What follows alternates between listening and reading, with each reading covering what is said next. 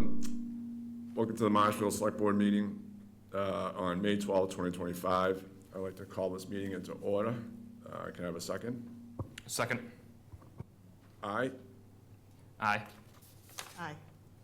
Thank you. Let's see here. The public should be advised that the Select Board meeting is being recorded and shown live on Marshfield Community Media. Call-in option, if available, with *6 to mute and unmute. I imagine that's, is that for the Zoom? Yes. Okay. And while it is permissible for people to tape this meeting, if anyone is recording this meeting, you are asked to inform the Select Board. You are not required to identify yourself. Is anyone recording the meeting? You are recording. Thank you, sir. Please stand and recite the Pledge of Allegiance. I pledge allegiance to the flag of the United States of America and to the republic for which it stands, one nation, under God, indivisible, with liberty and justice for all.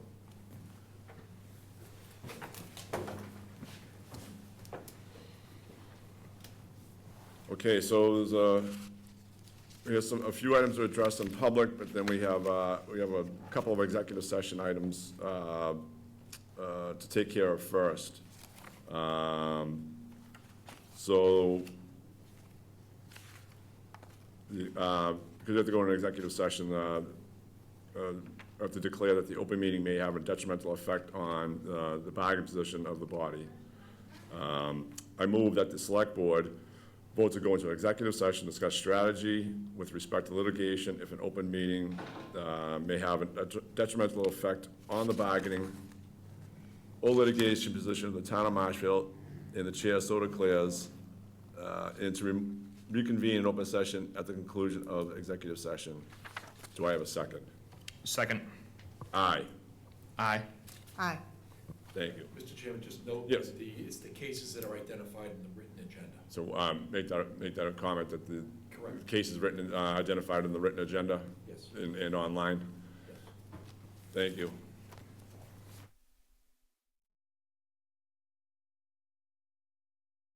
Looks like it's roughly 7:27. I'd like to call this a regular Select Board meeting back at the session.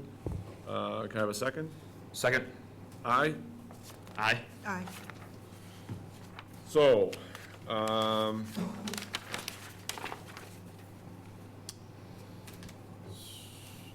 anything, this is for chair comments. The only thing I say is I thank you for everybody attending. I have really nothing much else to say or report other than that. Peter, do you have a report to I give? can give you, I can give you a brief report on what I've been working on the last week. Had a department head meeting. I tend to run them pretty quickly, and let the department heads know that I want to set agendas rather than just going around the table and just ad-libbing. Let the department heads know that I feel like it's a tightrope situation where you've got to, through the end of the fiscal year, you make purchases where it makes sense, where prices are favorable and materials are necessary and the purchase is essential. But on the other hand, if spending doesn't make sense, turn the surplus in so that we preserve as much free cash going forward as we can. So it's really a situation where each department head has to make best judgments, and I'm happy to advise them and assist them in making them as to whether spending is necessary or not going forward. I met with the library director to go over her current budget and going through into FY26. We were able to identify one article in Article 6 of the special town meeting, one $5,000 request that is no longer necessary, and I can go into detail on that on the proposed budget update. Met with DPW staff, supervisory staff to check on where they are in the fiscal year, along with the treasurer, collector, and the accountant, going over a number of procurement issues, and also They reported a issue with one of their outflow machines that wasn't working, but they got it working during the week that, prevented a disaster from happening, and kudos to them for their, composure under very difficult circumstance and taking extra steps to make sure that should the need arise again, they'd be in a good position on how to fix it. Met with the school superintendent and the school business manager to discuss their close of fiscal year and start establishing a dialogue on issues coming up on the FY27 budget that is going to be a particular challenge going forward. The majority of the remaining work I work on is reviewing invoices, requisitions, payment processing issues, working with the finance team, the treasurer collector, and accountant to ensure that things are vetted and documented appropriately, and a couple of HR issues as well. So that's basically where we are this week. Doesn't sound too bad. No, it was a good week. All right. All right, so public comment. So I think I'll do that right now.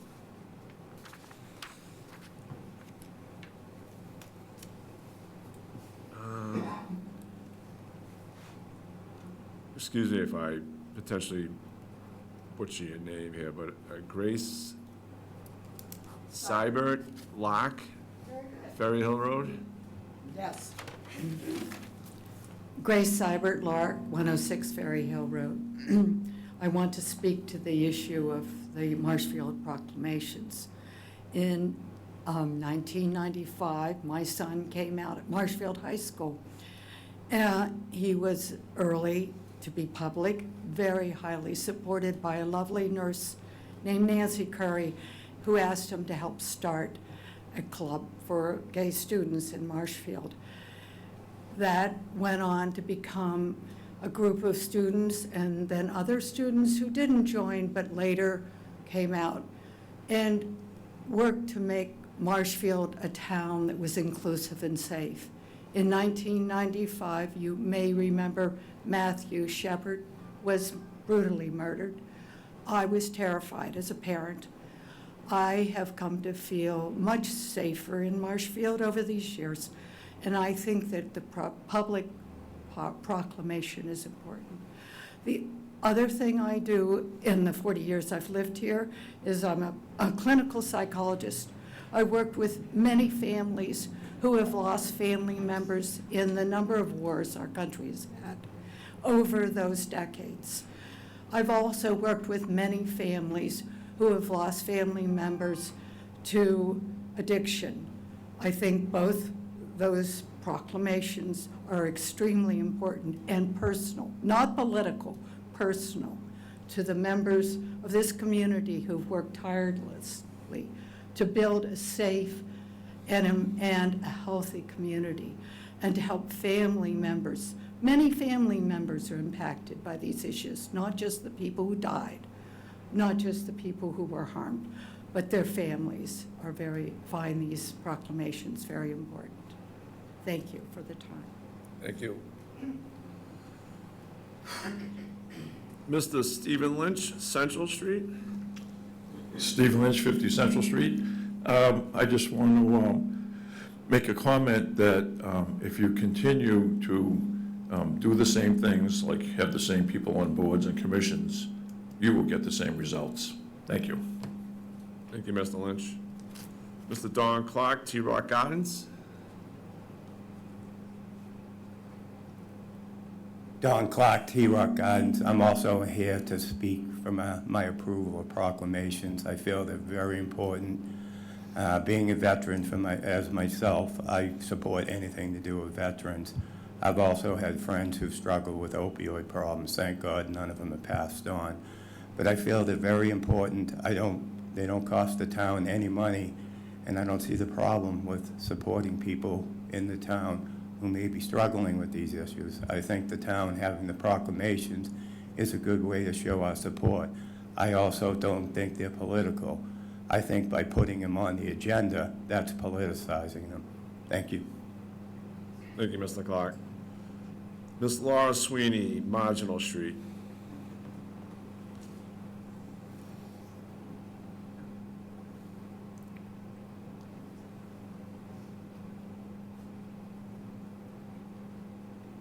Laurie Sweeney, 119 Marginal Street, Marshfield. Mr. Chair, Board, thank you. I just wanted to speak tonight on the proclamations. I guess I will start with the Purple Heart Proclamation.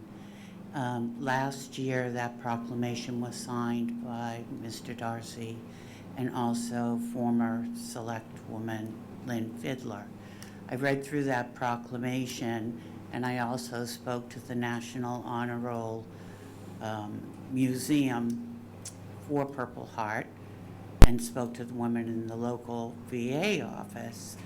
That proclamation, when it was signed last year, is annual. It does not need to be signed again. It's perpetual. It's done forever. We are a Purple Heart community. It will never change, so it shouldn't even be open for discussion unless you want to try and go after the government and say we don't want to be Purple Heart anymore. We're the one town in the country that's decided we want to pull away. For anybody worried about charitable fraud associated with Purple Hearts, look, let's be honest. Every charity is attacked by some type of fraud. It's the world we live in today. It's just the way it is. We don't give up on every charity or cause. We just get more diligent about who we give money to or what we do. The proclamations do not cost the town anything. For suicide prevention and for overdose awareness, I think it would behoove you to speak to people in the community that could give you more education on that. Marshfield Facts, there are kids that work really hard in Marshfield Facts to get information out about drug abuse, overdose. They know more than any parent in town. They work very closely with Chief Tavares. They work with the harbor master. So why not, as a board, speak to them? Never mind what all of us think. They all know. They've worked in it. They've been in the trenches with it, right? And lastly, I want to say, since you are select board members, according to the state of Massachusetts, you have a fiduciary responsibility and you have an ethical responsibility. And your personal opinion, if your personal opinion is, I just don't like proclamations, you should be leaving that at the door when you leave your house, because you are elected to represent an organization, a town, and the constituents in this town. Thank you. Thank you, Ms. Sweeney. Mr. Neil Duffy, Bryant's Lane. Hi, good evening, Neil Duffy, 17 Bryant's Lane, Brant Rock. I'm here because I'd like to, I guess, make a statement that the 35-foot buffer zone, that's a bylaw, it's important to residents.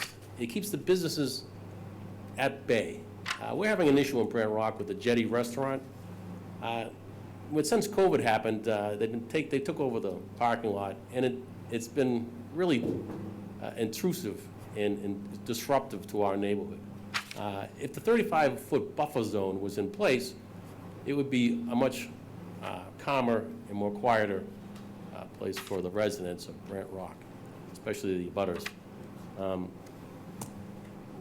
We've written, we're old-fashioned people, right? We don't call the police because it's loud. We don't call the police because the lights are shining in our windows.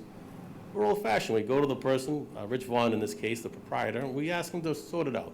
And we've been asking him for 5 years to be a better neighbor. And I have a 3-ring binder with literally dozens of communications between myself, my neighbors, and Rich Vaughn.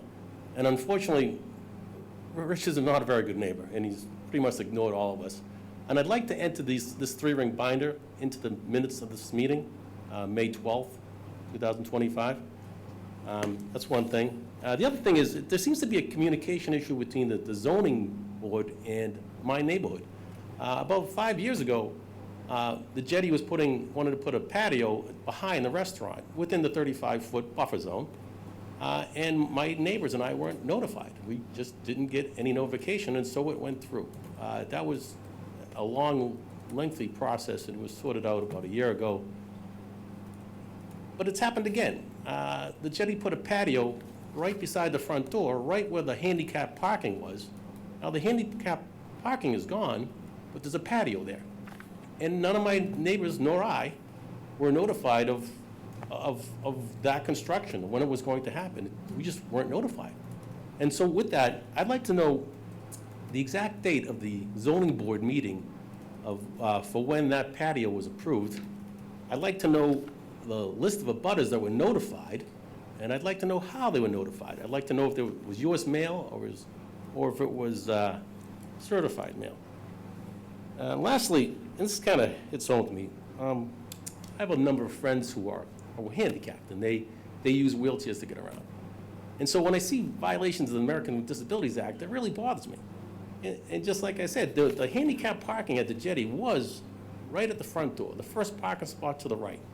It was concrete, it was legal, and it complied with the ADA.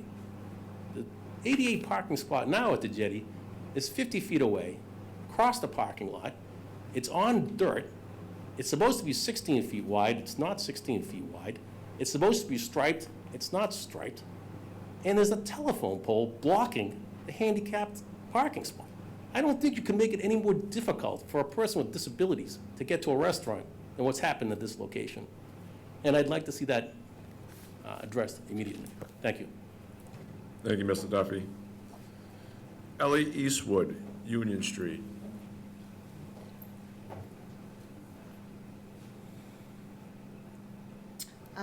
It's actually Eleanor Eastwood, and it's 140 Union Street. And I was not going to speak tonight, but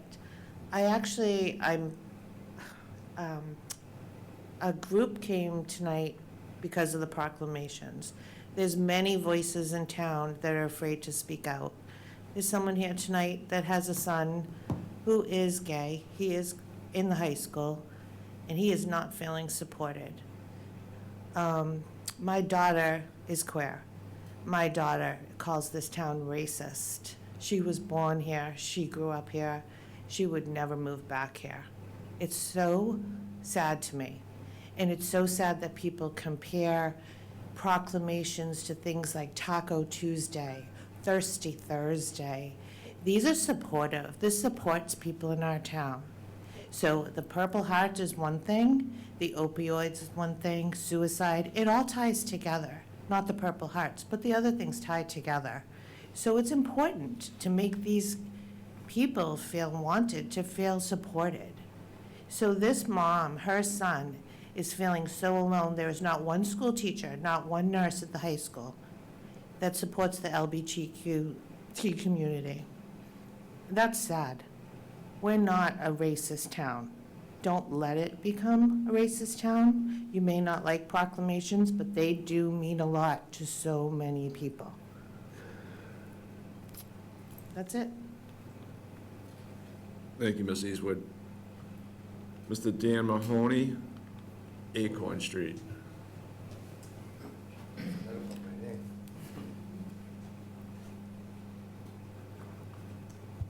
Yeah, my name is Dan Mahoney, 89 Acorn Street. Two quick questions. I've been waiting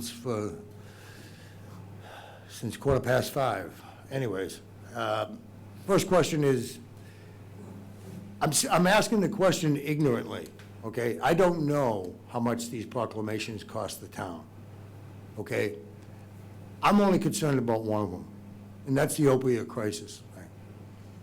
There's 20 people in this room. Statistics in 2015 say that 14 of us know somebody who's died of an overdose of opiates or fentanyl or whatever. I'll bet $500 that those statistics from 2015 are close to doubled right now. I don't think we should, I sort of like it. I won't go on. So, I really don't, if the opiate crisis Purple Night Day, when they put the flags out, if that's not a big expense for the town of Marshfield, my strong suggestion is, don't get rid of it. Because there's some people, everybody has suffered from it, and it's something that's a good thing. It's a good thing, not a bad thing. My follow-up question is this, is that I signed up to be part of a committee on fentanyl. I went to 2 meetings. I was suggested to go to Marshfield Facts. I did all that. I've done the stuff. I'm very much interested in the opiate and fentanyl crisis, and there was supposed to be allocated federal money on a 3-year basis. Don't remember the intricate details. It was like $1.8 million in a period of 3 years. There was a meeting in this room here, a couple of different months back in January, at 2 o'clock. I just want to know, because of the town administrator, he stepped out, we got a new one in. I don't know who's running that committee, where that money's going to go, if they get the applications in. I'm very much interested in being involved in that, especially when I learned that the town of Marshfield does not regulate halfway houses and transitional houses. Thank you. Thank you, Mr. Mahoney. I would suggest that if you wanted more information, email the select board, and we'll try and get you that information. Yeah, okay, thank you. Is that the answer? Unless you're looking for something else out of me. Yeah, all right. Is there a problem with the email or anything for you, or you need another? Yeah, it's like, I mean, a brief conversation is a simple thing. Can you come down to town in person? I'll come tomorrow. In fact, I was gonna be. Start down your phone number, I'll give you a song. Chris Cuneo, Canacher Terrace, I think it is? Canonja Trail, yeah. Canacher Yes. Trail? All right, thank you. I'll be brief. Can I approach and Sure. present you with these images? I think it'll help with the statements. Thank you. Thank you.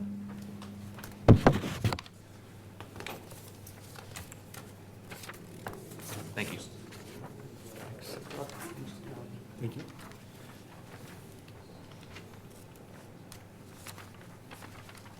Well, thank you for allowing me to present this tonight. I know that you guys have your hands full, so I'll be brief. What you're looking at on the first page here is, top left is Phase 1 of the Uncle Bud Skate Park rehabilitation, which occurred in 2016. It's the bottom part of that image that you can see. It took us about 4 years from concept to completion. And it, I think by all accounts, is a terrific success. Now, fast forward to fall of 2020, and we identify, I'm on the 501c3 board, we oversee some of this in conjunction with the DPW and the rec department. We identify 4 issues. Number 1, and I think you know this if you're down there, the wall on the north side was deteriorating, so that needed to be replaced. Also, we thought it'd be nice to have some more space for younger kids, so flat space. And then 2 safety issues. It's so busy, we needed more ground square footage to disperse kids around the site. And also, there are some spots on there that get so much traffic, we're never gonna grow grass. So we wanted to sort of cap those over. So fast forward to fall of 2023, we applied to the CPC, we were approved. Funding came through as approved in summer of 2024. Now, if you can flip to the second page, you'll see our predicament. CPC approves $215,000 in the summer of 2024. After that, we do a site visit with the design and engineering company during a rain event. And that shows that this area, which is identified as Alt 1, there's sand pouring down there into the old section of the park, which is on the right, and it would happen to the newer section of the park, which is on the top there.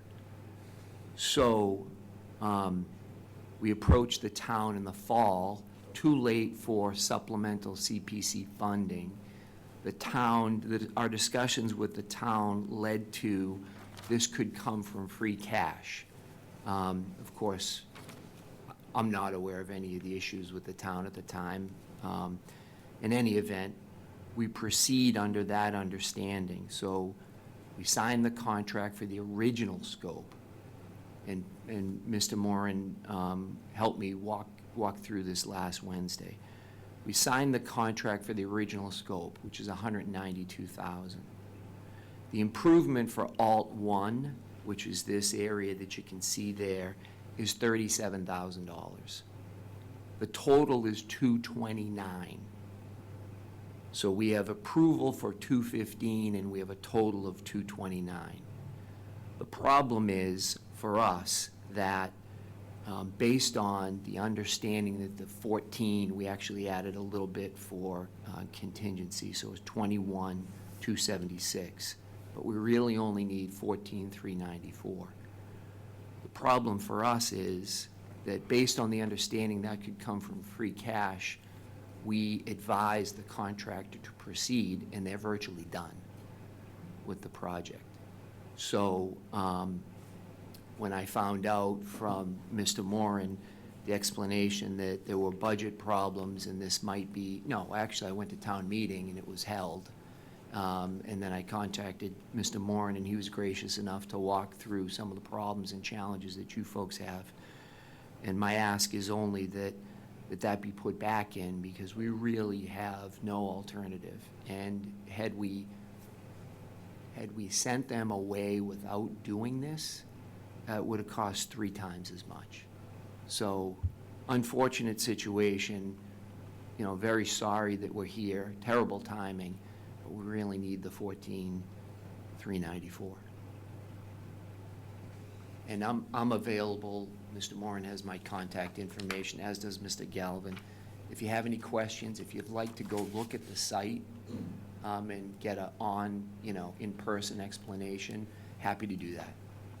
Okay? Thank you, Mr. Cuneo. I would suggest, as we're discussing the budget proposals tonight, maybe you want to stick around and if maybe needed some other input from you, possibly. Will do. All right. Thank you. Okay, so that's it on the public comment sheet. Thanks. I'm going to change this up because there's so many people here in regards to the commented on the proclamations. I'm going to move that up for discussion.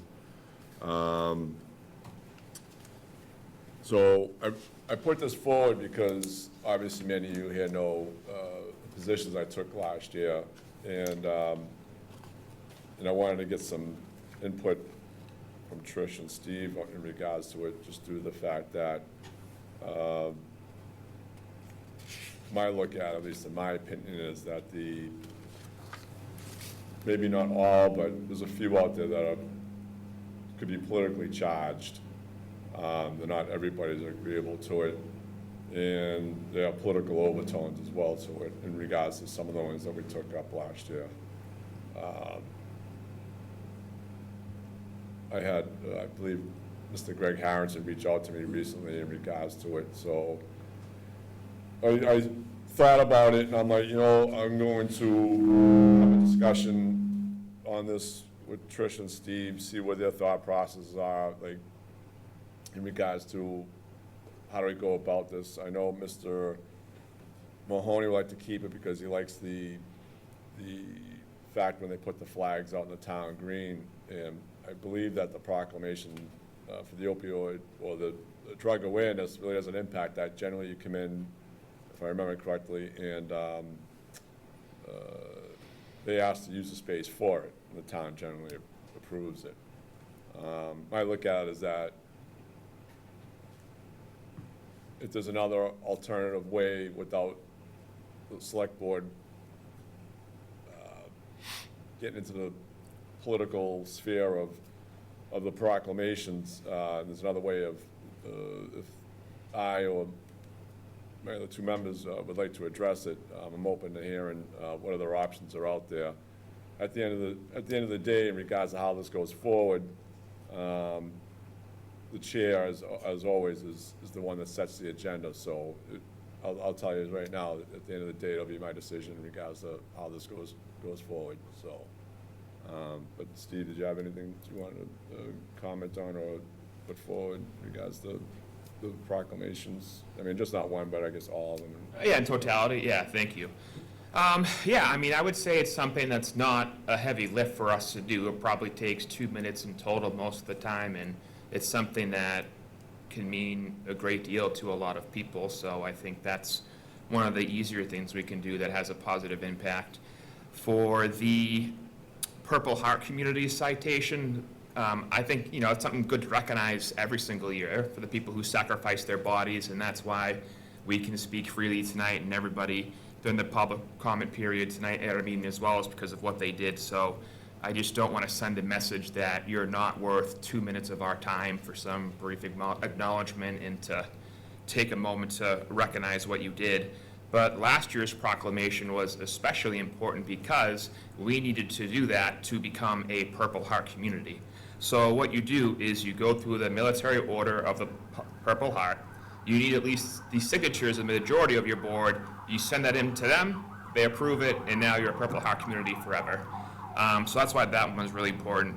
With respect to, let's say, you know, the Suicide Awareness Month recognition, right? I know folks have raised some Second Amendment questions, right, for the line that reads, you know, preventing access to lethal means for folks who are at risk of suicide. They called them like red flag laws or something like that. Red flag laws, yep.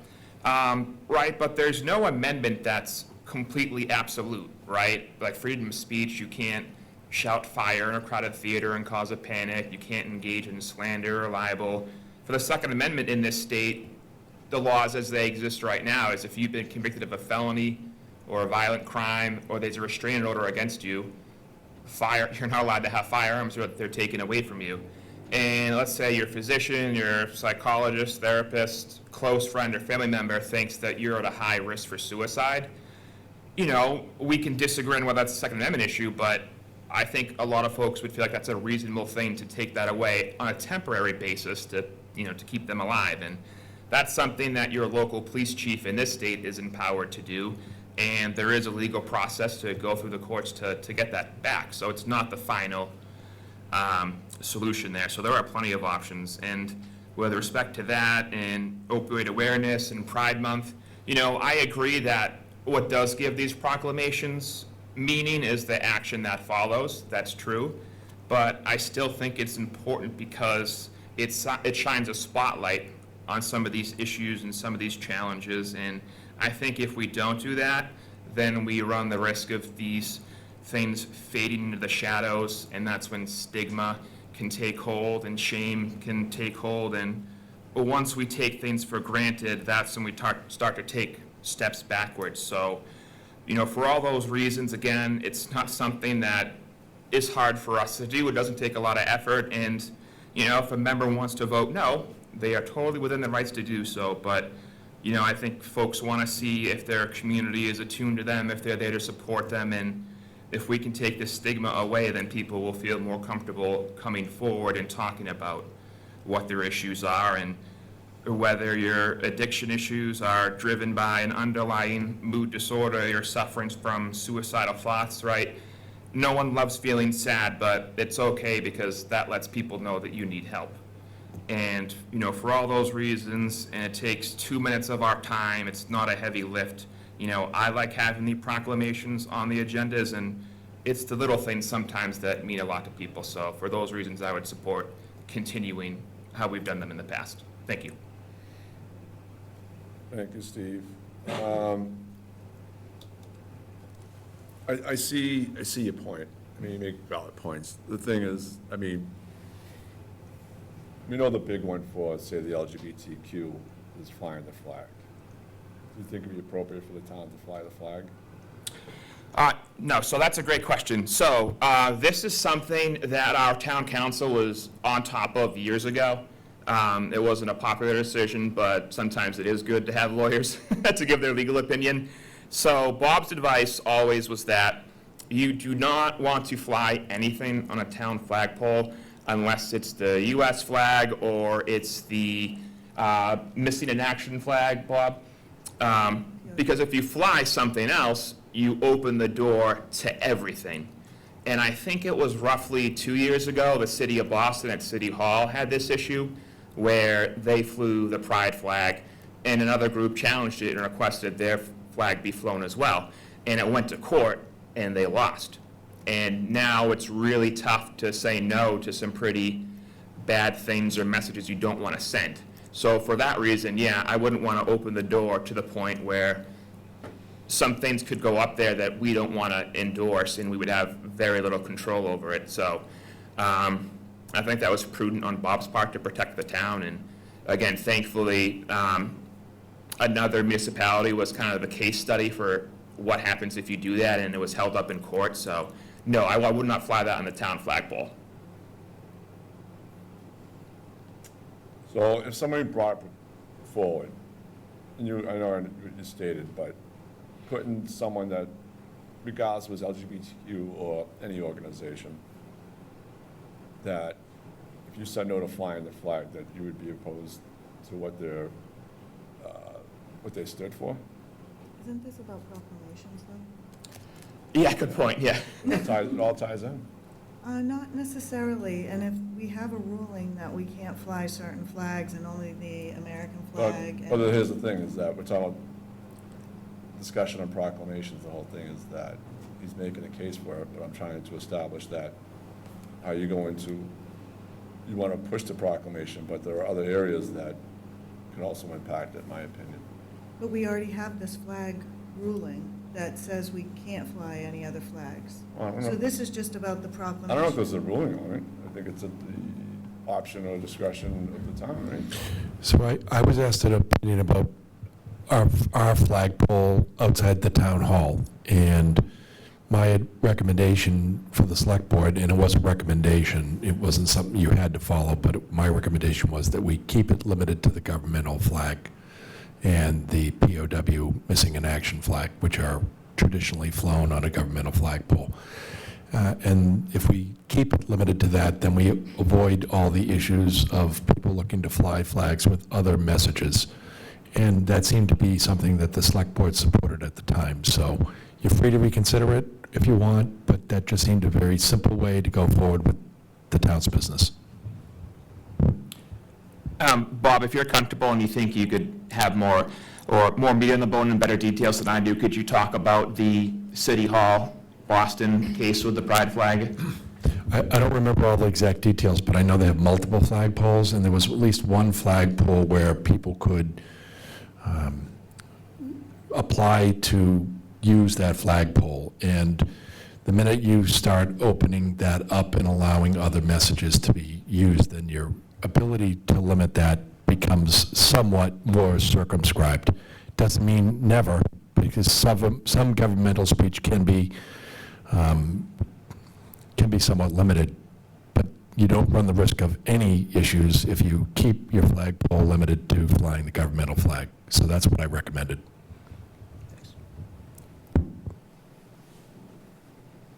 I just raised the issue just due to the fact that, like Bob stated, which I agree, you start opening up a can of worms, and it's tough to put back.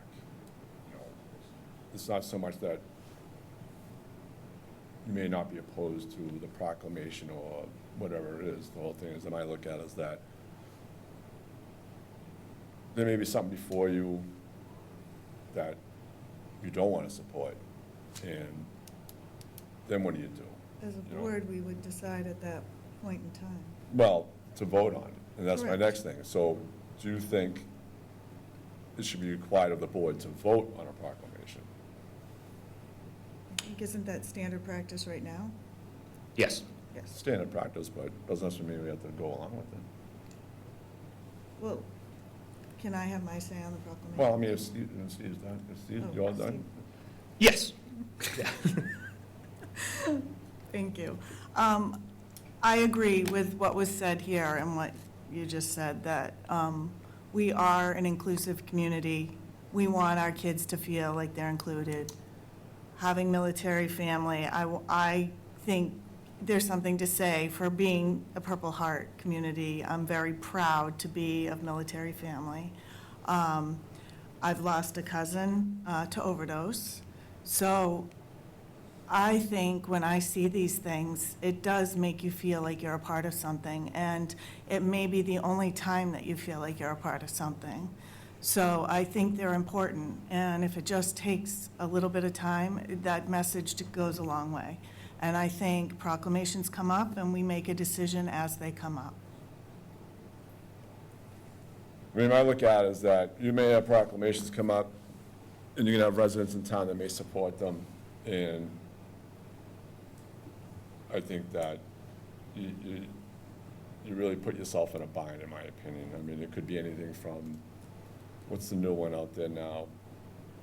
The Church of Satan, you know, so they may have a proclamation they want to put forward. There may be residents here that may support it.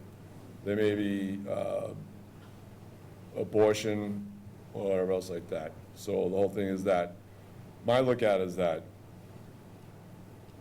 I think there are ways for the select board and/or its members to acknowledge their support for something without getting into having to at least vote on the proclamations in itself. Because like you witnessed with me last year when this came about, in regards to the June LGBTQ, I voted no on it. But then conveniently, all of a sudden, you have the Purple Heart. And I had to really take a good, hard decision in regards to, well, everybody knows I support those who serve and all that and everything, but, you know, do I have to be fair now in regards to my decision when I shot down one and now there's another one that comes up?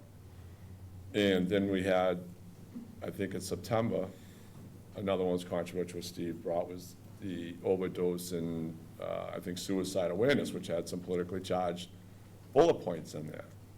And my look at it is, I think, as a select board and ourselves, we have enough on our plate that we have to address in this town, especially in the next coming year, that my look at it is that if there's a way to, you want to support something, my look at it is I think it's best that you do it on your own, whether it's wearing a pin or something like that, besides having to potentially have to vote on a issue that is politically charged, in my opinion. So, To educate yourself. thank you for those comments. So I question, do you vote on this? Or? None of this is just a discussion. I see. So there's no decision to be made? I thought you were making. Just a discussion, that's all the agenda A says, proposal just a to not discussion. have proclamation. I just wanted to get their thoughts. I got, a public comment, I received your thoughts on it. So there's no proposal to not have proclamations? Correct. Thank you for the Well- clarification. So, anything else you want to add? No. Either one? No, thanks. All right. We shall move on. Let's get, let's do the town website. Do you guys have any thoughts in regards to what you would like to see? There's been any complaints, I'm sure you've heard, Steve, I'm sure you've heard, Trish, especially in your recent campaign. I've been hearing it for the last year, sitting in this office, or sitting in this chair for the office of this. Do you guys have any suggestions, opinions? And also, I wanted to add in is that I did ask Todd to be here, but he had, by the time he got the message, he already had obligations, I guess, planned. So if you want to catch up with him and get his thoughts, but I know I talked to him before, but I was hoping to get more input from the public, especially those who had concerns with it in regards to the town website. But do you guys have any ideas on what we should do going forward? Steve? Sure. So I would say, maybe first step would be touching point with Peter or maybe our next town administrator, because this would be probably a long-term project, and decide if, that's something that we have the bandwidth and expertise to do in-house, or if it would help speed things up and make things a little bit more crisp if we hired a vendor to help with the town website. So, I do think the feedback we've received is fair, It is hard because you can't fit everything that people are looking for on the homepage, and everyone has their own different priorities, but, I would not be good at this, but probably, IT or a vendor would be better about logically mapping out the pathways to different portions of the town website. So even if someone's not on there a lot and they're looking for something specific, they can kind of figure out the different tabs and pathways to navigate through. Some things on our website that are good, that we go above and beyond on relative to other communities, is any FOIA requests submitted in the documentation that comes back, you can find online on our town website, whereas other towns, you have to send an email to request it first. You can't just find it on your own, so you specifically have to reach out to get it. So I think that's one thing that we do well, but I do agree the most common point of feedback is the difficulty to kind of find your way around and to navigate the town website. So I've been here while we've made some changes. I've been with a few different companies where we've made changes, and it's a lot more difficult than people think. It is a tough undertaking, and it is a big pain in the butt. We need to do it, but again, it's not something that's in my wheelhouse where I could offer any specific guidance, but finding the right expert and the right people, I think it should definitely be prioritized. Yeah, there's plenty of comments from people out there and suggestions, so that's what I was wondering is, in regards to you and Trish, do you have any suggestions, what would you like to see, maybe just at least get the process going forward? That's a good question. Maybe as a first step, maybe we could put a survey out. We could put it on the town homepage. We could put it in that monthly newsletter, Town Hall Tidbits, and just try to get it out to as many residents as possible and just see what the most common, if you want to be optimistic, feedback, if you want to be negative, complaints, but things that are at the top of people's lists, and maybe figure that out, and then, we can kind of talk to our team internally, and if we need some more bandwidth, crunch the numbers and see who we could bring in as a consultant to help. All right. And so you think some kind of survey should be posted to get feedback from people in regards to what they would like to see the website designed as, or more navigable, I guess you could look at. Yeah, it's like navigation, your top issue is, submitting a form for something, your biggest issue. You guys might have a better idea, that's all I can think of at the moment, but I'm sure there are some great ideas for how to figure out the best way to improve it. Is that it, Steve? Yes. How about you, Trish? I think navigation is one of the biggest things, but also getting the information as to what's going on in town on it. I found out there's no real centrally localized person that takes all the information and then disseminates it on the website so that people don't feel like they're informed. And I've talked to Todd and I talked to Peter, and Hanover has a really good web page, and Peter was going to look into Braintree, I think, as well, has a really good website. So Their website stinks, but Oh, they have okay. good policies. They have Okay. good social media policies and stuff like that. Okay. Yeah. And we do have a Facebook page for the town of Marshfield, but we don't know who runs it. So again, that's a great place for us to just get information out as to what's going on and, what happened at the select board meeting, all the fun stuff that went on, and we could get that out, but we don't know who has access to it. The town doesn't have its own Yeah, we do. Facebook page, We does it? do. We don't know who runs it? I do. I'll find out. Is it a secret? Oh, no, I'll tell you, no. I just didn't want to interrupt anyone. Michael used to run the Facebook page. I assume he must have used his town email, but I would guess that Todd or Jay would know how to, or Rob's nodding his head, nice, would know how to unlock it, but yeah. So we do have one, but yeah, I think it would be good to definitely increase the volume of like social media information that we put out, because, there's not a lot of a whole lot of local news coverage anymore, so if we can put that out wherever people are, Facebook, Twitter, whatever. I'm not on TikTok, I feel old, but maybe, I don't know if that will be useful, but yeah, to find something and, And you just shut the comments off so people can't shoot negative things? It's just more about information. It's just an going- information. That's, and yes. And all that. yes. No, that's a good point, shut the comments. And I was also thinking too, and I wouldn't mind doing this, going to the senior center and just talking to some seniors, because they see, talking to them while I was campaigning, they were the ones that really brought up the issues of navigation. A lot of people did, but. On the town website. Yes, yeah. I'm sorry, I go back and forth. All right. But on the website, finding out exactly what they're looking for would be something too. So I would say receive input from the senior center? I think so. and they vote, so.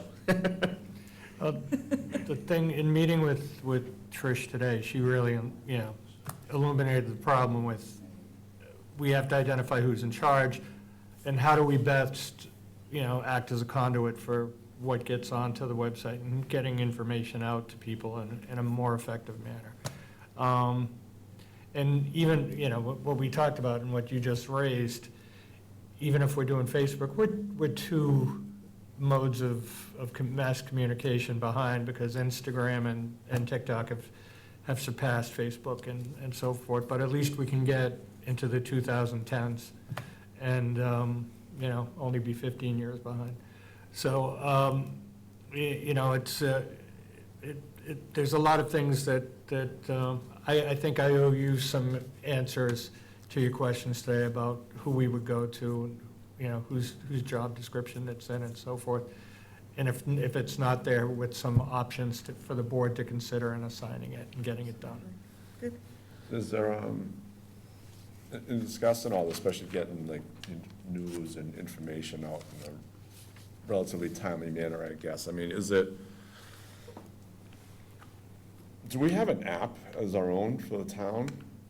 Or anything like that, do you know? I don't know. Is I it- don't know is if it- you'd have I don't think you have an X site or a Twitter site. I don't know. I You can- mean like the town of Marshfield site, like have our own app We that? have a website that, Yeah, the website, I don't Yeah, know, just well, but I just a don't think thought, we like have an app, something you just hit and everything just pops up right there, I don't know, I'm just thinking outside, I'm not the most technically savvy person, so Me it's, neither. I wasn't too sure if there was some kind of app that would work Uh, better, or, there's various software platforms that, you can contract with, like See-Click Fix and things like that. And I think their utility's limited, and they, the continued maintenance and advertising that you have to do to get people to use the information, it's a lot of extra work with limited, limited benefit. So I don't recommend going into that, but I think there are things that we can do, simple things that we can do better, just as a start, and then we can build on them once we get those right. so if we were to do what Steve suggested in regards to a survey page, Yeah. that would be, are we looking at just doing bullet points on it, like, what do you want to see, or open up to the have people comment on it, what you want to do, or? Something kind of like a form submission, You can do like a Google form. Yeah. Okay, all right. Yeah, I think we have a contract with a survey. Whatever we're using for tidbits, you can use to do surveys. Oh, Survey Monkey. Yeah, so we can just use that. We can, we might have a little bit of a fee, but we've got that subscription, which I almost screwed up and canceled, but you guys caught me. Thank you. And, we can use that for a survey right away. And You guys just have to figure out what you want to ask. We can do it from there. And then, I guess the big one, like Trish pointed out, is obviously the seniors have been commenting on it, so Yep. try and get them involved in this Yeah, whole sure, we process as could, well. we can go over there and talk to them. Field trip. I fit right in now, I'm sorry. All right. Eric, can I just say two more things? Yeah, absolutely, Steve, go ahead. Thank you, sorry. That made me think of two things while we were discussing this. The first is that there's a pretty cool feature, I think, that was put on the town website 2 years ago that not a lot of folks know about, and it's a good example of kind of getting communication out so people know about it. Fred Russell and Jay McGillis worked together, and they basically put together a citizen request form on the town website where you can submit a request for a service for something or an issue you're seeing. So literally, if there's a pothole that you want to report, it'll go to Sean Patterson at the DPW, and when I've tested it out, he responds pretty quickly. Or, you know, if it's something else like a town facility or a town building, then it goes to Fred. So Fred put that together with Jay McGillis and IT, and that was really cool. And then Sean Patterson's been huge, kind of working together as a team. So it should still be on the homepage, and it just says citizen request form. And again, it's just simple stuff like, hey, here's a pothole on my street, wondering if you can come in and fill it in and things like that. But, you know, we put it in the Town Hall Tidbits newsletter and tried to kind of draw attention to it, but I don't think it gained a lot of traction. But kind of to your point, like if we can create a steady stream of updates and information that hopefully people will see on, you know, social media or somewhere else, you know, stuff like that will pick up.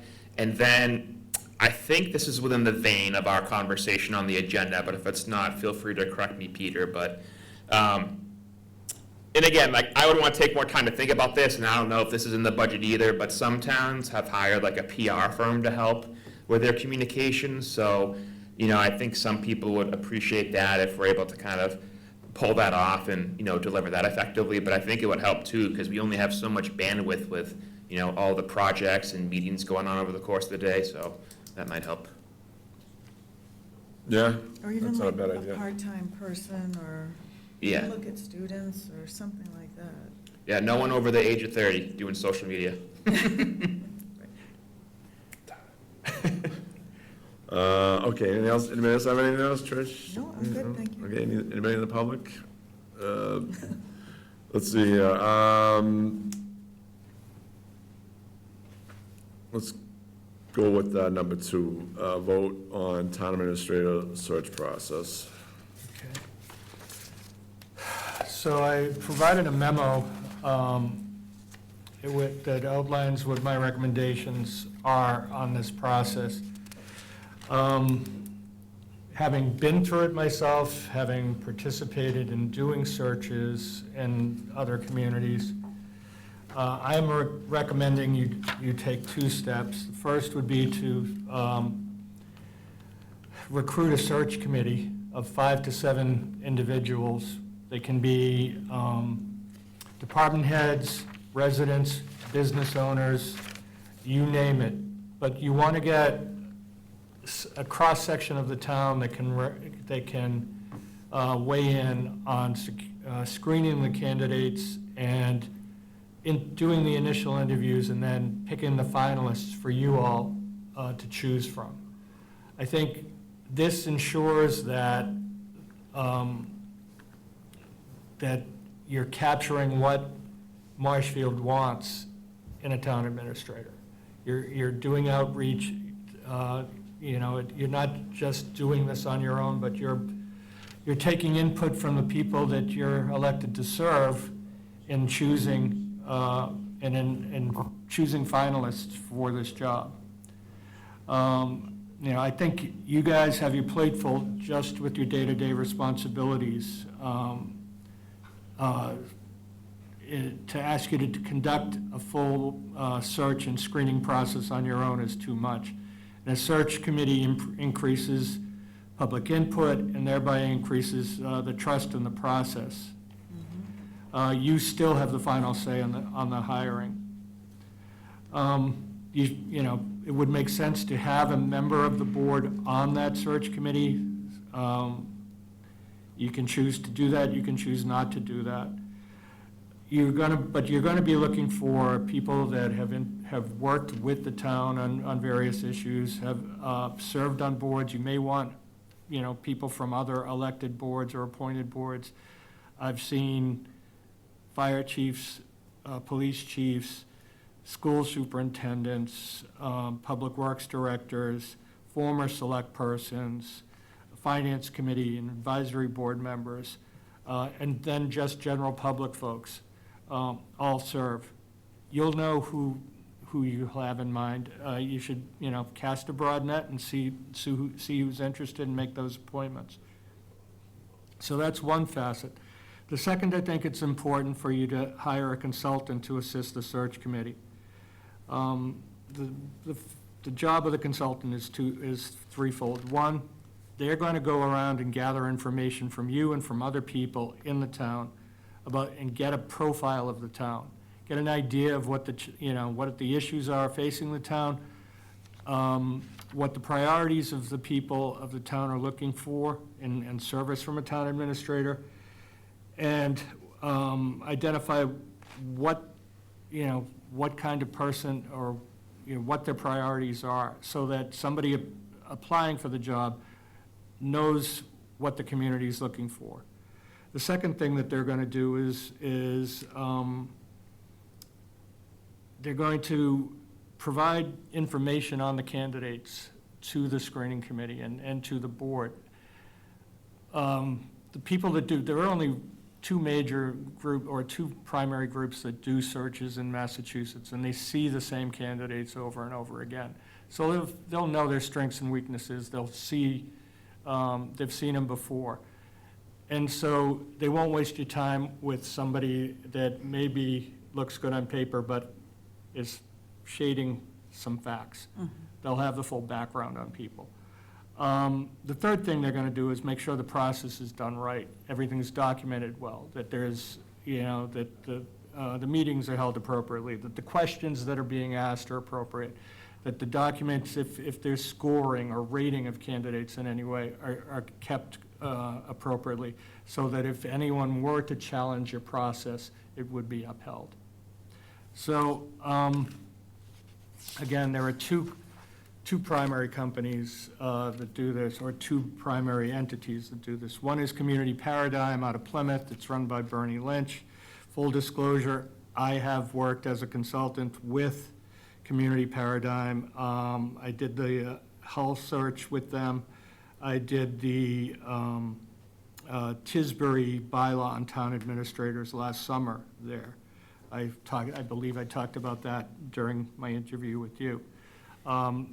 They do an excellent job. I've also worked with Collins Center, who's the other, with UMass Boston, which is run, Mary Accardi really, the Collins Center's interaction with this is very limited. Mary Accardi does these searches.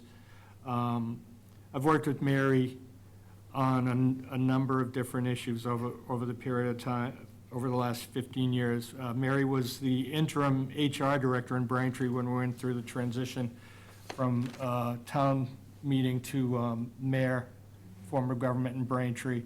Mary recruited me for to be interviewed in the Norwell town administrator search, and she ran that. And Mary was the contractor for the town of Holbrook and their town administrator search when I was the interim town administrator. So I've worked closely with both of these entities. Their price tag is going to be roughly about the same.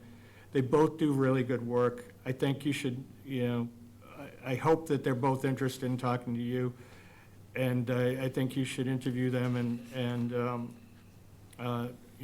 choose between the two of them. So that's what I think. They will work with you both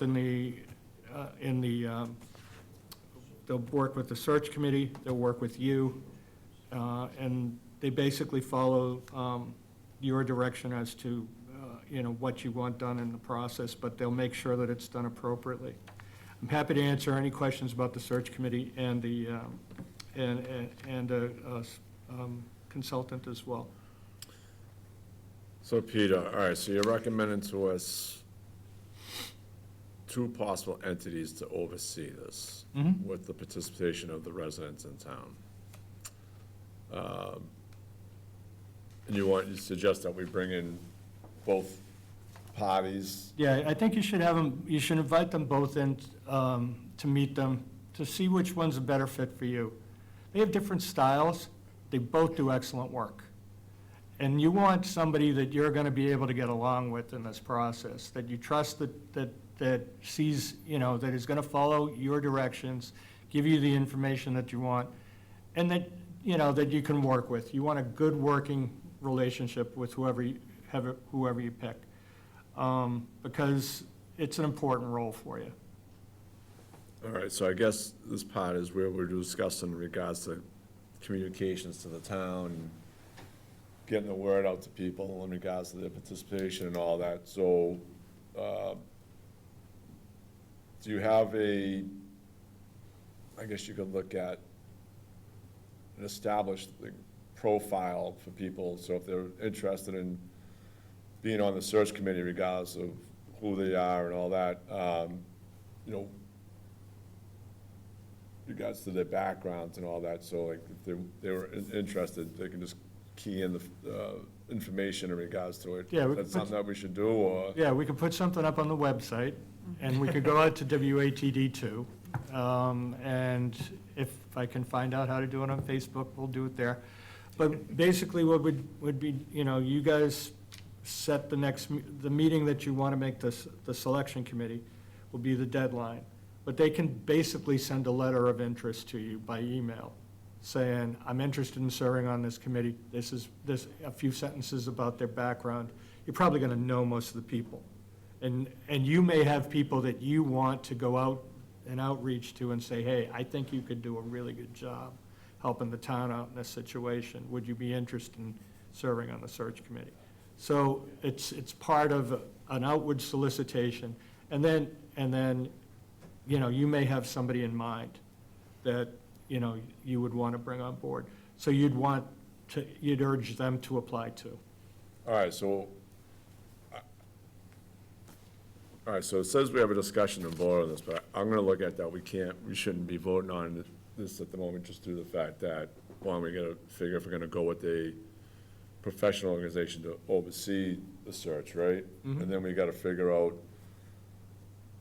What I'm how looking- many, What I'm looking for from you tonight is some direction. Should we invite the firms in for an interview, number one? And the second thing that I'm looking for you is direction to do outreach for search committee applicants that you can choose from. That's what I'm looking for. all right, so invite search firms and invite Applicants. applicants? Yep. When you say applicants, meaning, Interested parties. yeah, I mean, but go through People- go through the town communications and showing your interest. is what Yeah, we're they can looking at. contact me, at my email, and I can gather the names, and you guys can figure out, All right, so I guess we're looking at that, we can't really set a deadline on this because we still have to get the firms in here at a certain time point to sit down and talk with them and interview them, I guess, right? Yeah, we could probably get them in, for the next meeting in June. Yeah, just so you know, when the vacancy opened up, I actually contacted both of these firms because I thought there was a possibility that your board might choose to use an outside consultant. And Mr. Lynch and Ms. Accardi have both responded that they'd be interested. So I think that both companies would come in as soon as you're ready for them and let you decide, compare and contrast their strengths and styles, and then you can pick one. The only other thing I'd add to what Mr. Moran already said is Mr. Moran and I, or working with you all, could also create a charge for this committee, the search committee, so that when you have your next meeting, you can, when you've decided who you want to serve on the board, you know what you want them to do. You need to charge this committee. So You need to give them instructions. it's instructions. Right. That's what I mean by that. Sorry. So, all right, so I think the most important part right now that we can move forward as regards to the search committee is the residents, and then, I guess, outlining through communication to them if they're interested in regards to what we're looking for them, as much detail in their backgrounds, I guess they could possibly give. So, I mean, do we need to establish that right now and put it forward, or can we just say, You can vote. vote on, the application, like, start the application process. Yeah, and what I would include in the motion is to instruct the interim town administrator to conduct outreach to the public regarding, to gather interested parties interested in being members of the search committee for the next town administrator. So instruct TA To conduct outreach for applicants Okay. for the search committee.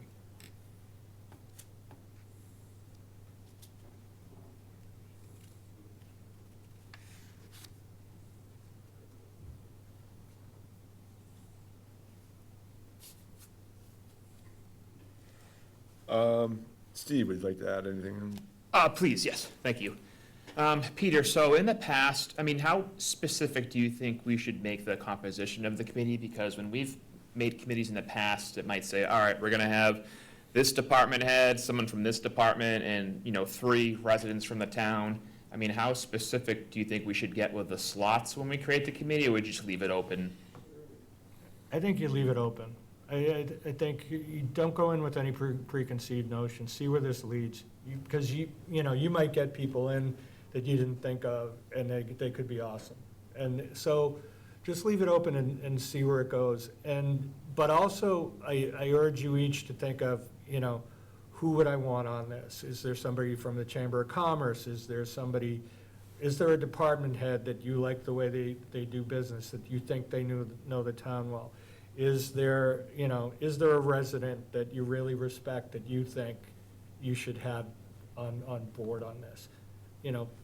That's what I would be looking for. I did the first thing when I was 26, I was on the police chief search committee in 1986 in the town of Braintree, and we had no other elected officers on it.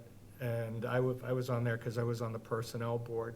But we had retired FBI agents and retired bankers and stuff like that. And it was a really good committee, and then we had a consultant, and we gave the board, 3 finalists, and they chose. And, we ended up with a really good chief for 6 years. So, I think if you just, you're gonna know people, each among a number of people that you'd want to try to talk into serving on this, and I'd urge you to do that as well. Thank you. I do think it makes sense to move forward with a search firm for a number of reasons. They're gonna have a deeper Rolodex than we do and a wider network probably to fish from. And we're in a time crunch too, when they'll probably be not only more thorough than we would be, but also faster. So for those reasons, I think that would be a good way to move forward. So what you're saying, Steve, is a search firm in conjunction with the search committee members of the town? Yeah, as recommended by Peter, yep. Okay, all right. Trish, anything to add in? Right, so we would have the search committee come in, and we would interview them, decide which committee we would go with, search committee, right?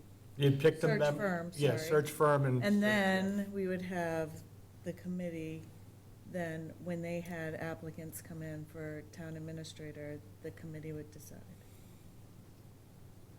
They would narrow down the Yes, choices yes. for us, Yeah. yes. Yes. So the search committee is gonna work with the consultant to look at the initial applicants and screen through them. And what they'll, hopefully you'll get 30, 40, 50. And then what they'll do is they'll get 10. And they'll say, okay, we're gonna talk to these 10, and we're gonna try to find 3 for the select board to choose from. Right. And so when they're getting to that 10, that consultant is gonna help them, pick the right 10. Okay. And then they're going to try to get to the right 3. Right. And so, you may get 3 and say, what were you thinking? Or you may get 3 and say, this is really hard because they're all great. And I hope that's where you are. But, it's a process that I've seen worked everywhere. And it really, what it does is it gets the town involved, it gives them input, there's buy-in to whoever's chosen at that point that wouldn't be there otherwise. And I think that's really important. Yes, I agree. All right, sounds to me, oh, do you have anything else to add? No, I agree with Peter. We could have Peter hold a sign requesting applications while doing a viral dance on TikTok. No, that's not gonna happen. Could work, though. Not in my 30 hours. All right, so it sounds like the most important part of this right now is getting people to apply to be on the search committee. Right. And then we can, I would say the next meeting we have, actually, no, not the next meeting, probably the 20th, After right? town meeting. We'll have to establish how many people we want on the committee. Yep. And then that whole process. All right, so we're gonna have our work cut out for this, it sounds like, in regards to this whole thing. So hope, I don't know what to hope for. A lot of people want to be on the search committee, or not as many, so it makes it easier for us, but I will take a big poll and then narrow it down from there, I guess, any day of the week. And then we'll have to invite both search firms in, give us an overview of themselves. And then we'll have to, I imagine, take a vote that night after the, would it have to be the, no, actually, wait, you guys want to give some time after they come in to think about who you want to choose for the following week meeting, or? I'm just looking at a time frame right here in regards to, I see. by the time we get them in here and start getting this ball rolling. Do you think we'll be okay time-wise if we don't do it next meeting, but the one after, so we have 3 weeks for people to get their applications in? Yeah, I think that's fine. Okay. So when you're saying that, what do you mean? That you'd be able to solicit applications for, or people would have 3 weeks to get their application in. Oh, yeah, I mean, there's time on that. I'm not rushing. I'm just talking about when we have both firms in here. Oh, the sorry. Presentation. I'm just looking at, do we vote that night, or just? I would vote that night. You're gonna, you'll. I know, that's, you'll get a feel I on it. know, it's, And if you don't feel comfortable that night, that's fine. You can put it off. you know something? Yeah. Yeah, maybe we'll leave it that. We'll go, maybe we'll have to vote that night. See how you feel But at the end of If anybody's the like night. wants to really think about it, you Yeah. know, the whole thing is that we can always call a meeting a few days into the week if Yeah. we're good with it and everything, so.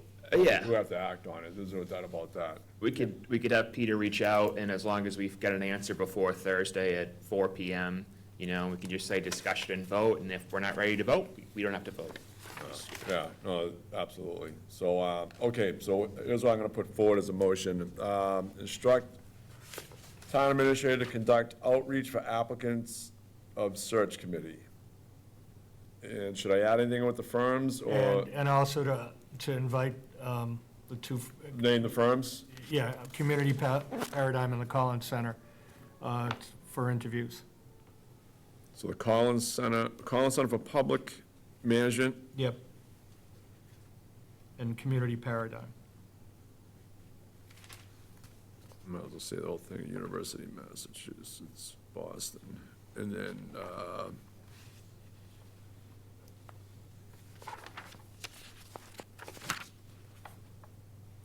Community Paradigm, Associates of Plymouth.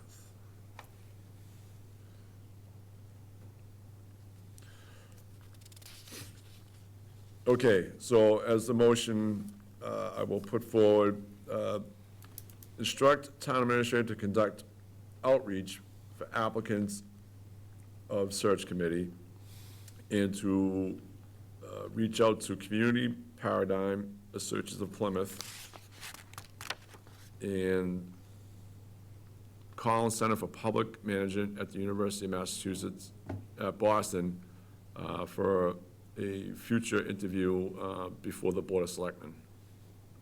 Does that sound right? Yep, that's fine. Can I have a second on that? Second. Aye. Aye. Aye. Thank you, everybody. Thank you.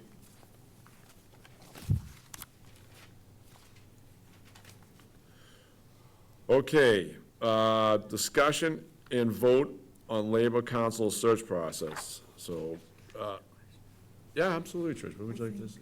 We didn't do the budget revision. Oh, you're right, why did I check that off?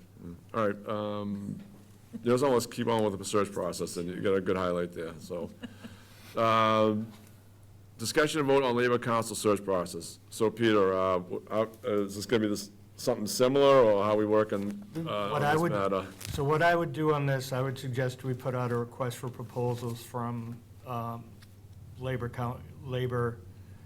counsel, or firms that provide labor counsels to municipalities. I'm sure you'll get a number of interests. I can write the RFP for you and have it back for you for the next meeting to approve. What I am looking for tonight is just your approval to prepare an RFP for your review so that we can put it out, and we can do that at the next meeting. I think that's the best way to do it. Firms that are interested, that do this work, are familiar with the process. They'll reply if they're interested. I think you'll get interest from several firms, I'm sure. And in the interim, on normal matters, I've been providing labor counsel to communities.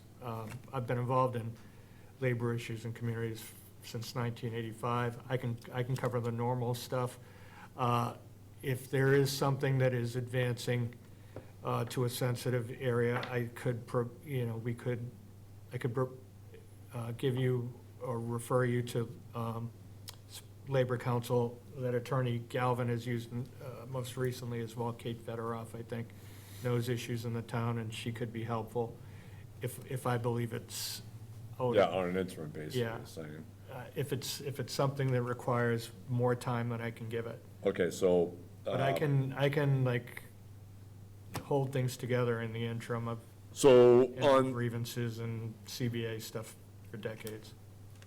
All right, so you're gonna put proposals out there so firms can apply to it. So in this whole process, when you get responses, are we having each individual firm come in and give a presentation in front of us? How are we doing? You're gonna pick them. You're gonna pick them. What I'll So when you say pick them, what do you, in your experience, what are you looking at for us? How should we go about the process of picking them? Well, they're gonna come back with responses. You can look, I'll give you each a copy of the responses. They're each gonna have different hourly rates and how much time that they'll devote. Each of them will have personnel with different qualifications and different experiences. They're gonna tell you about the cases that they've worked on. Mostly, they're gonna tell you about the cases they've won. They're not gonna tell you, I'll find out about the cases they haven't won. And then you're gonna pick the ones you wanna talk to. You can, I'd say 2 or 3. Oh, so you're saying, Yeah. all right, we can end up with 20? You'll probably end up with about 5 responses. You think, yeah? Yeah. All right, that's not too bad. So we can either have them all in, or we can have a couple in that. Yeah. uh, Yeah, but you're Well, I mean, the whole thing you're is. gonna see a wide range on what they wanna charge you. You're gonna wanna go to a middle of the road to lower on the fee charge. You're gonna want, because there are firms that will come and work for you that will charge you several, $400 an hour. You're probably not gonna want them. Okay, so we get the, all right, so let's put it this way, because we can't communicate to each other. So we get the applications, and so we can't whittle them down. So, I mean, do we just call a meeting and just say, all right, we've all reviewed it, this is who we want to bring in, these 2 or 3 firms, in regards to what we've reviewed on the applications? We could maybe all individually email Kate and Jenna and Peter and just do some ranked choice voting, say, here's my 5 in order, 1 all the way through, and. Yeah, you could each Similar to the scholarship. individually rank them.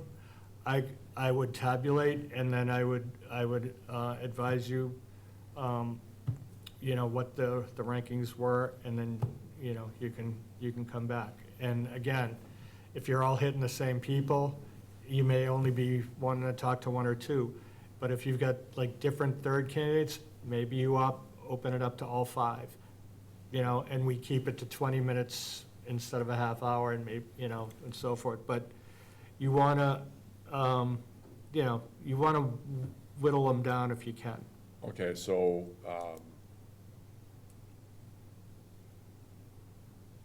right, so each of us will submit it to the, either, It's yourself not- or. It's not so Kate much a or- ranking, Mr. Chairman, these are the people I want to talk to. You don't have to say 1, 2, and 3, but if I give you 5 and you say, I don't really like this one, or I don't like what they provided, so knock that one out, Yeah, I mean, no, but, as of myself, but I have 2 other board members here that want to have an impact on it, so like we were just saying, in Like- regards to another matter that we're still, I think, in the process of, is that, kind of figure out where I, myself, and I, Steve, and Trish are in regards to who they like, and then I guess I can just go through it and make a decision from there. I can tell you that it's very likely you'll all like one of the candidates, and then 2 of you will like another one. Right. And then 2 others will like a third, so you'll end up talking to 3. And then you'll knock out. Yeah, that's what I was, yeah. Okay, do you want to add something, Steve? Yeah, Peter got, I was gonna say, like, you and I could have the same number 1, and then Trish and I could have the same number 2, and, then we're, No, right, absolutely. No, without a doubt. So, all right, I guess, we'll put those proposals out. So how should we, motion this, You're directing me to prepare a request for proposals for your review at the next meeting for Labor Council. direct TA to move forward? To prepare a request for proposals for Labor Council to be ready for review at the next meeting.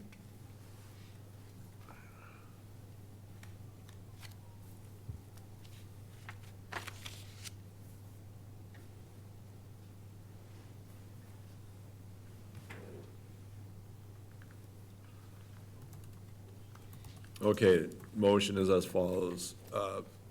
In regards to the Labor Council search process, direct town administrator to move forward a request for Labor Council at next meeting. Do I have a second? second. Aye. Aye. Aye. Thank you. All right, thank you.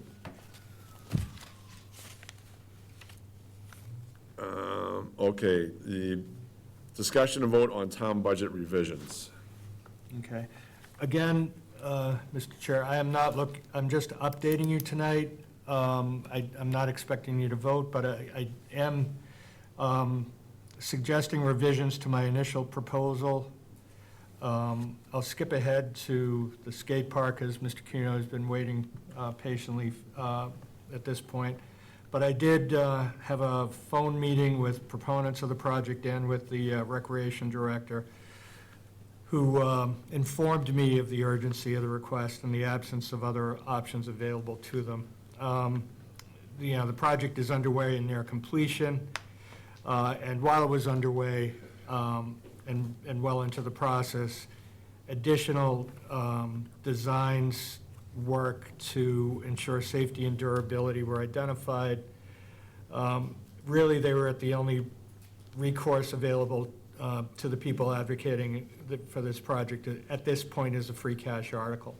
It's not the ideal way or best practice to fund it, but under the exceptional circumstances that they're in, I think they deserve the opportunity to make their presentation to town meeting. So I am suggesting that I will not, in my primary proposal for closing the South Shore Voc budget gap, I will not be availing ourselves of our number 22 in Article 6, the skate park renovation project. I can still come up with adequate funding for the $750,000 needed without using that particular article. I also had a meeting with the library director in special town meeting Article 6, number 16. There was $5,000 for library Sunday hours to continue funding through the current fiscal year, the end of the current fiscal year. Because of other developments in their budget, namely vacancies in their budget, they have budget flexibility to cover those Sunday hours without the additional funding through the end of the fiscal year. So this $5,000 is no longer needed. That can be put into the proposed budget adjustments to cover the Voc school. So that covers part of the skate park money. Thirdly, I would add another $1,000 salary line reduction from the town administrator salary for FY '26, because, again, there will be a delay in hiring a TA, and the difference between the interim salary that I draw and what was budgeted for the TA, will fund this difference. What I would adjust downward would be the unemployment appropriation that I had suggested we could restore to 50,000. I would restore it only to 40,000. And I think that will cover the bulk of the need during the fiscal year, and it would only need modest supplement if necessary. Hopefully it wouldn't be. So that's where I am on the budget process right now. Again, I'm not asking for a vote at this time. I would hope that we could have a vote at the joint meeting of the advisory board and the select board next week. I believe we're looking at Tuesday for that.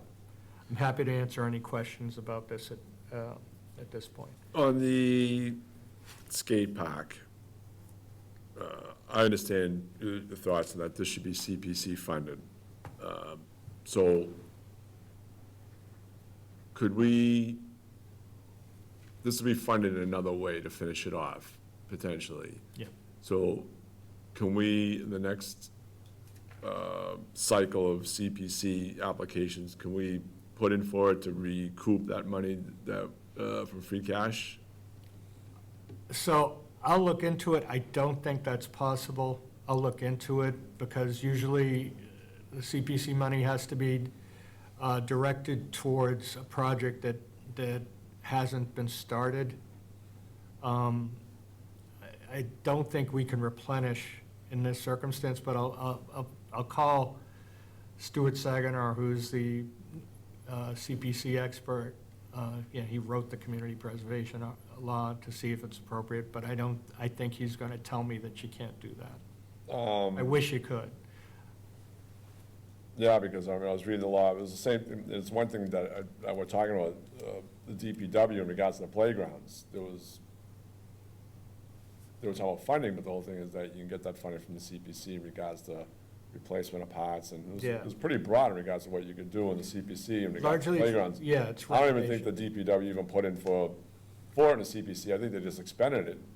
So, I mean, this is a concern, because we have another funding source, but for some reason, we're funding projects that should be funded out of another source, say the CPC. So what is your recommendation, Peter, in regards to this matter, where we can curtail this in regards to, all right, an entity is applying for something, or it's or maybe within the town government itself, but the whole thing is that they're basing it on funds on the, what we have, but they can get it from elsewhere. So how do we manage that in regards to? So my approach, here's three things. One, I would hold harmless this project, because I don't think it's their fault under the current circumstances. The two approaches that I think you could have, or there's three different ones.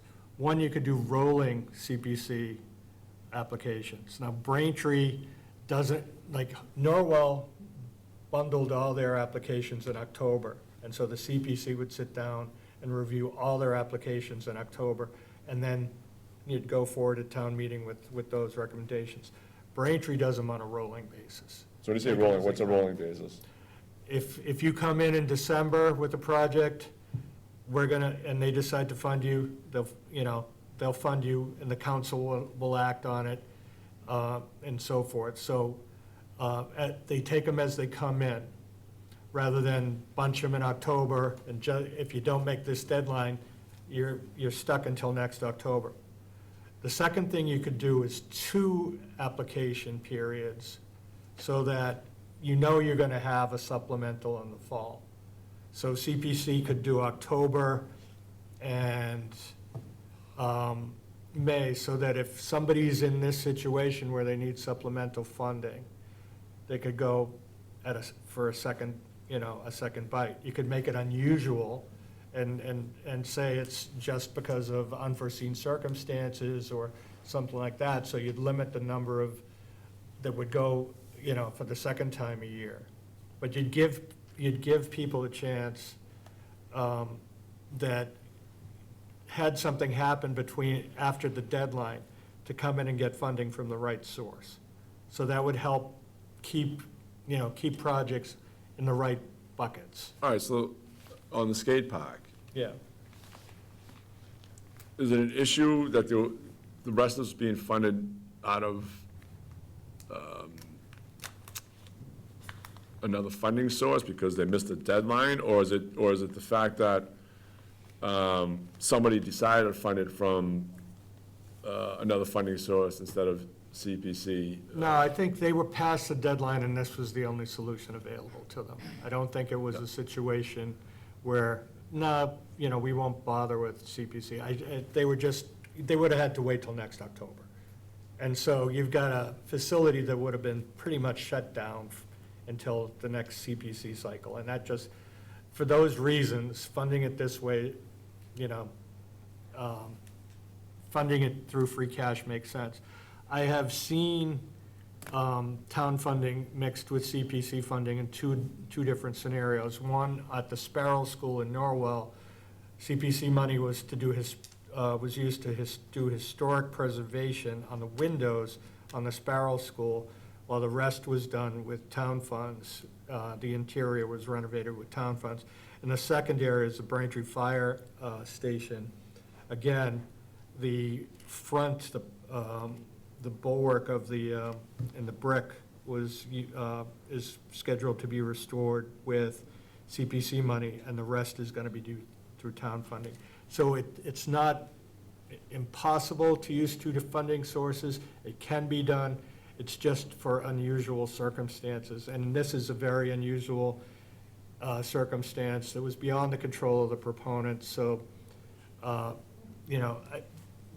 in light of this and in learning from this, perhaps we could schedule CPC reviews for more than once a year so that we can capture this. The third way that I was thinking is, and I don't know if this is allowed under the statute, and I don't think it is, if there was some sort of a reserve fund for projects that, when there was overages, that the committee could vote like 5% of the project additional. Like a contingency fee Like a being maintained in Yeah, there? yeah. Now, they built in a contingency in their budget, but they were running a tight ship, and they built a small contingency, and the cost overrode it.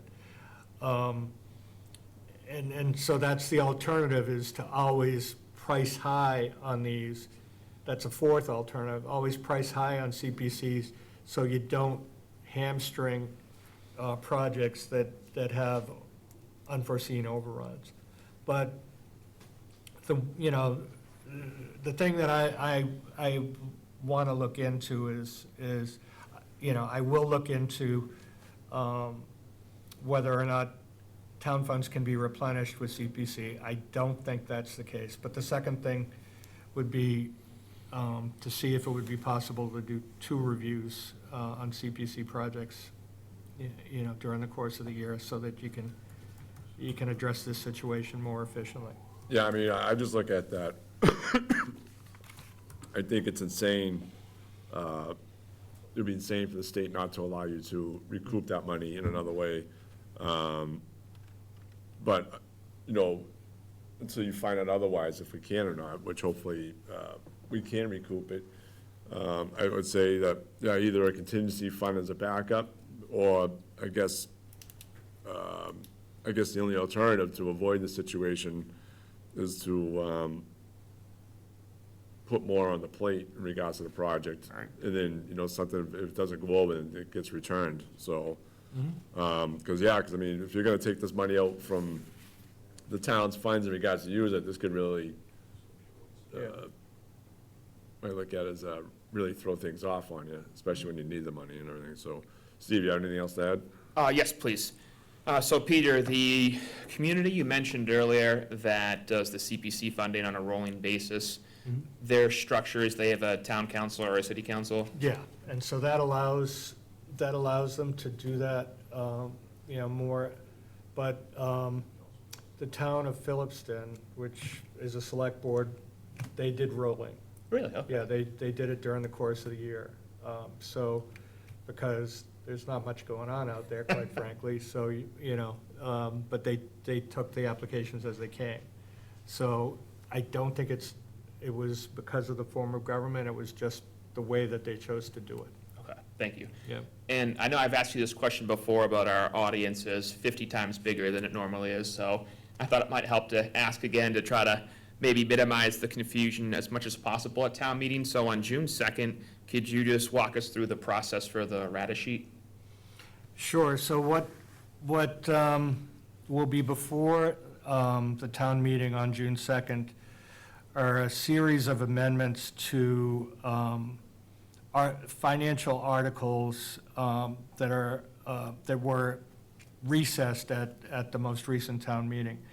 Primarily, there'll be the special town meeting Article 6, and then the annual town meeting budget. There'll be two small amendments one to the line for insurance and one for the line for the town administrator's proposed salary to reduce those lines downward, or those budgets downward. What is intended to happen is what we're trying, the hole that we're trying to close is the funding for the assessment for South Shore Vocational Technical School. So we will be we'll be reallocating enough money to cover that assessment for FY '26 before we're going into FY '26. Again, the majority of the budget won't see changes. It's primarily Article 6 money and a couple of changes in the operational budget. In the rata sheet, are those all things that are voted on one at a time, or can you do them all together? So what will happen is you'll be voting on each of the articles that was not, that was continued separately. And there'll be changes to those to Article 6. If what I'm proposing goes forward, there will be changes to special town meeting Article 6 and changes to the budget article. So the motions will read differently, and there may not be positive motions for some of Article 6 as it was originally proposed. All right, thank you. All right? Thanks. I'm good, thank you. All righty. All right. That was that. How about, you need to cover the vaccine deficit, and there's a whole bunch of things. No, everything else that I talked about previously is going to stay the same as it was. No changes No whatsoever. changes. Yep. Okay.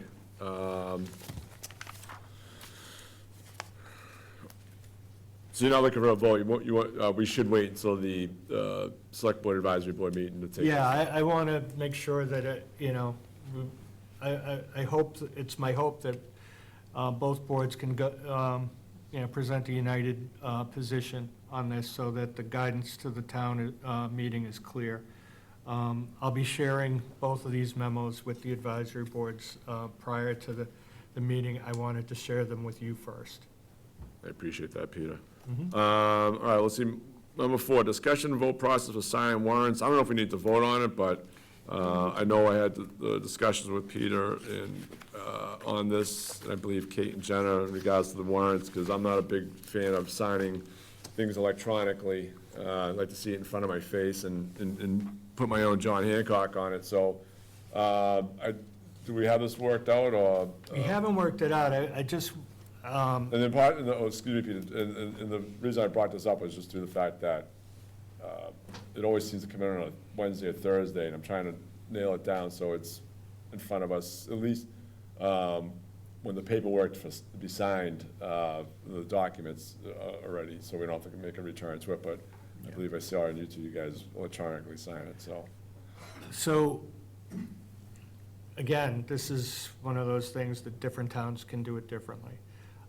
So what what you're being asked to do is sign warrants, basically payroll and Expenditures. expenditures. There's usually two different warrants that you're gonna sign. Are we doing them, Kate, do we do them every 2 weeks, or do we do them every week? Used to be every week, but are they Feels like two. two now, I think? Okay, so, we're running on a Wednesday schedule now. You guys are meeting on Monday. Some boards will vote to approve the warrants at their regular meetings. And they'll vote to approve them as a motion, and then you can sign them subsequently. So, some have the warrants the night of your meeting and they vote on them, and then they go through them and ask any questions. I've seen, and some boards just say, I trust the town administrator to sign these, I'll delegate that authority to him. We'll vote to approve the warrant and then delegate the authority to sign to the town administrator. So. Oh, all right, so You know, we're just saying, so Peter, there's is a- that we could vote as a board to vote it, but then Then you I'd would be the sign. one that signs it instead of all three of us. Right. That's not a bad So idea. there's a bunch of different ways you can do it. All of them work.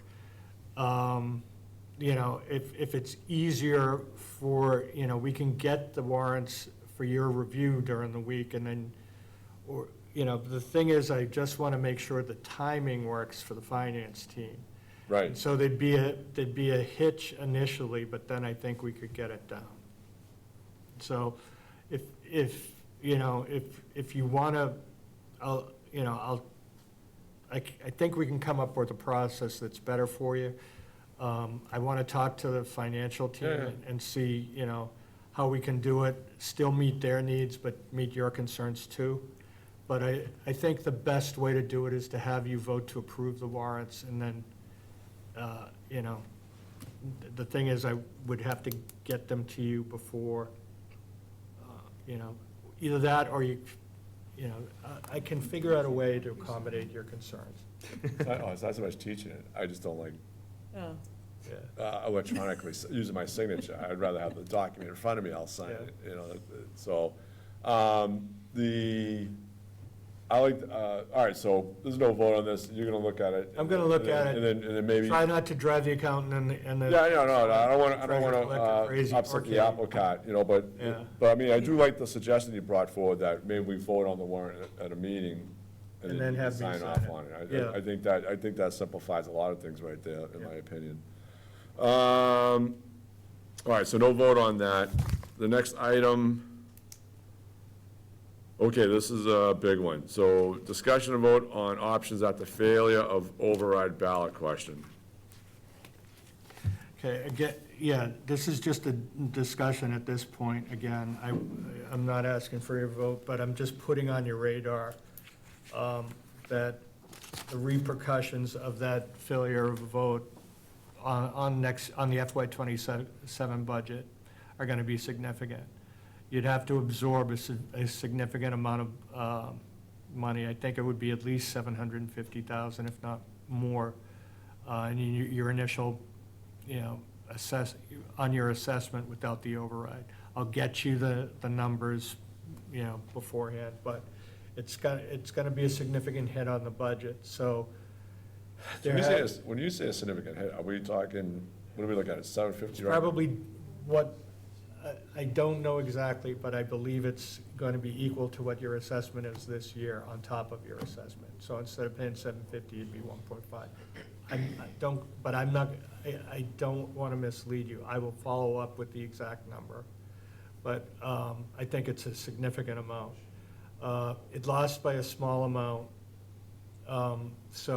And I have heard sentiment from a number of people that I've interacted with, department heads and residents, that maybe, you know, it's worth having another override vote. So the timing on that, you could not do it in a fall election, because if you try to piggyback on a state election, you have to have separate ballot boxes for each and separate ballots. So you're not saving on expense, you're actually doubling. So I think, and Bob, you can correct me if I'm wrong, but the best time would be at the next town election. Well, I mean, let's But you- find out more information first before we start Yeah. going down that. I'm just putting it on the radar screen. So, the ballot question read between the certain state law and a letter in it. And so, maybe you and Bob can help me out here, because this is what the questions I have. So it's chapter 71, section 16. And so, further down, I'm not gonna read the whole thing, because I don't think it requires it, but it says, "And provided further, that before the expiration of this period, any member town of the regional school district may hold a town meeting for the purpose of expressing disapproval of the amount of debt authorized by the district committee. And if at that meeting, a majority of voters present and voting express disapproval of the amount authorized by the district committee, this debt shall not be incurred, and the district school committee shall prepare another proposal, which may be the same as any prior proposal, and an authorization to incur debt thereof. Debt incurred under this section will be payable within 30 years, but no such debt shall be issued for a period longer than the maximum useful life of the project, being financed as determined in accordance with the guidelines established by the Director of Accounts pursuant to section 38 of chapter 44. So the problem with what we have is that we never went to town meeting first for this. It went to a ballot, and then it was supposed to be revisited. So if we were to revisit this in October, say, it should go to the town meeting vote first, wouldn't it? Yeah, I believe so, Ron. I'm gonna have to look at it, because this issue did come up before about when this was being authorized, and I need to study that statute really carefully, because this is not something that we see on a regular basis. Yeah, I mean, the whole thing is, like I brought up to others, Bob, is that they didn't follow procedures, in my opinion, when I was going through this law. And it should have been, I don't think they followed it for any of the towns. And the whole thing is that it should have been canceled, it should have been, in my opinion, this ballot question or vote at town meeting should have been null and void then. But I wasn't gonna sink thousands of my own dollars into fighting it. So now we defeated it, and we're discussing it. Do you have any thoughts in regards to what I mentioned there? Well, I remember this discussion coming up, but I can't remember, because I don't have it in front of me. But the superintendent of the regional vocational district actually said that they were proceeding under a different section, and the way they proceeded was the correct way. I don't have access to all of that right now, but I'd be happy to pull it all out and make sure that I answer your question accurately. The other thing we can do is we could have the superintendent in again, the regional vote technical, to explain the whole process again, because they I had, think that would make the most sense. they had outside, they have their own attorneys. And they had bond counsel too. They had bond counsel and their own counsel that explained the whole process.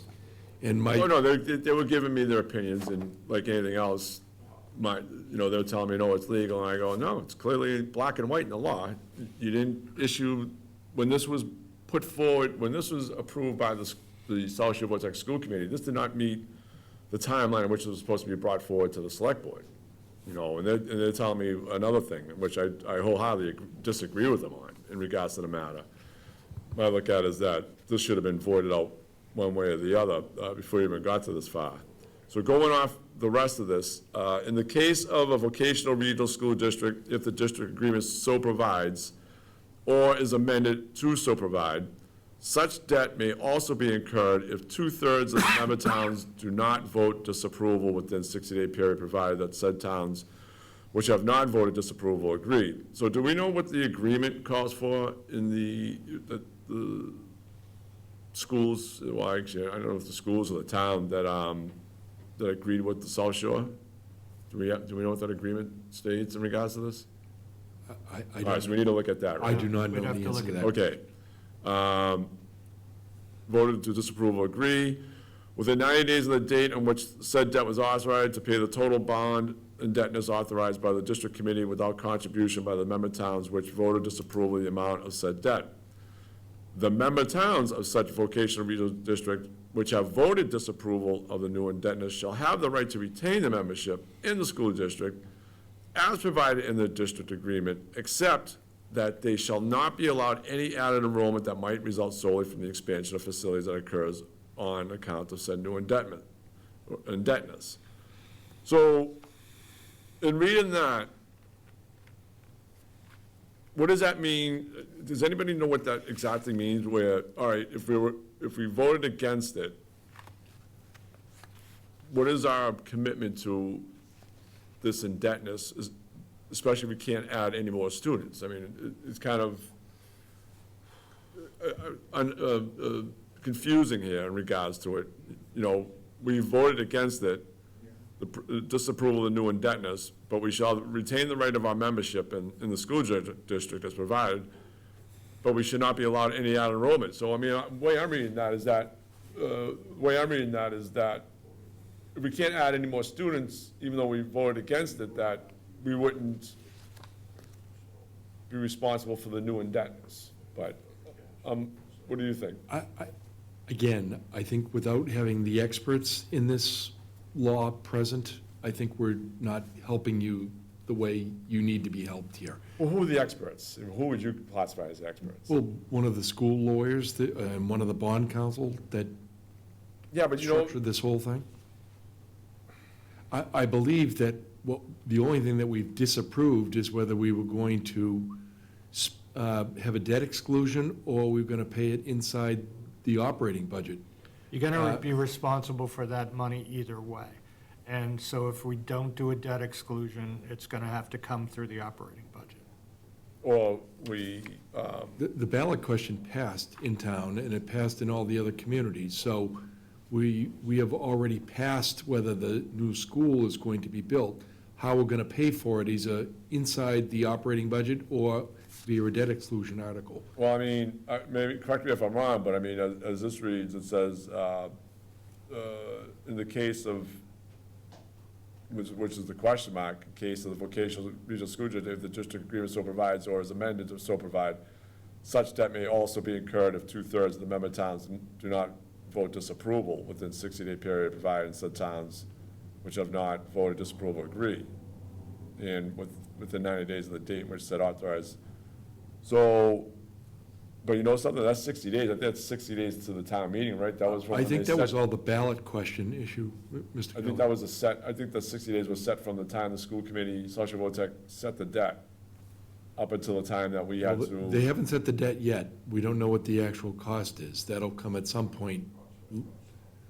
I don't know when it's coming, but we don't know the total amount of the debt yet.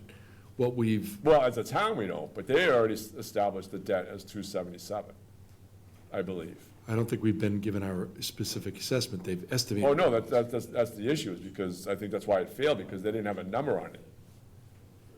Well, all we were. We'd be voting on a blank check. My understanding, and I could be mistaken, but my understanding is that we were trying to determine whether we were gonna do a debt exclusion article and pay for the debt that way, or we were gonna, and if that didn't pass, then we have to find the money in the operating budget and make cuts.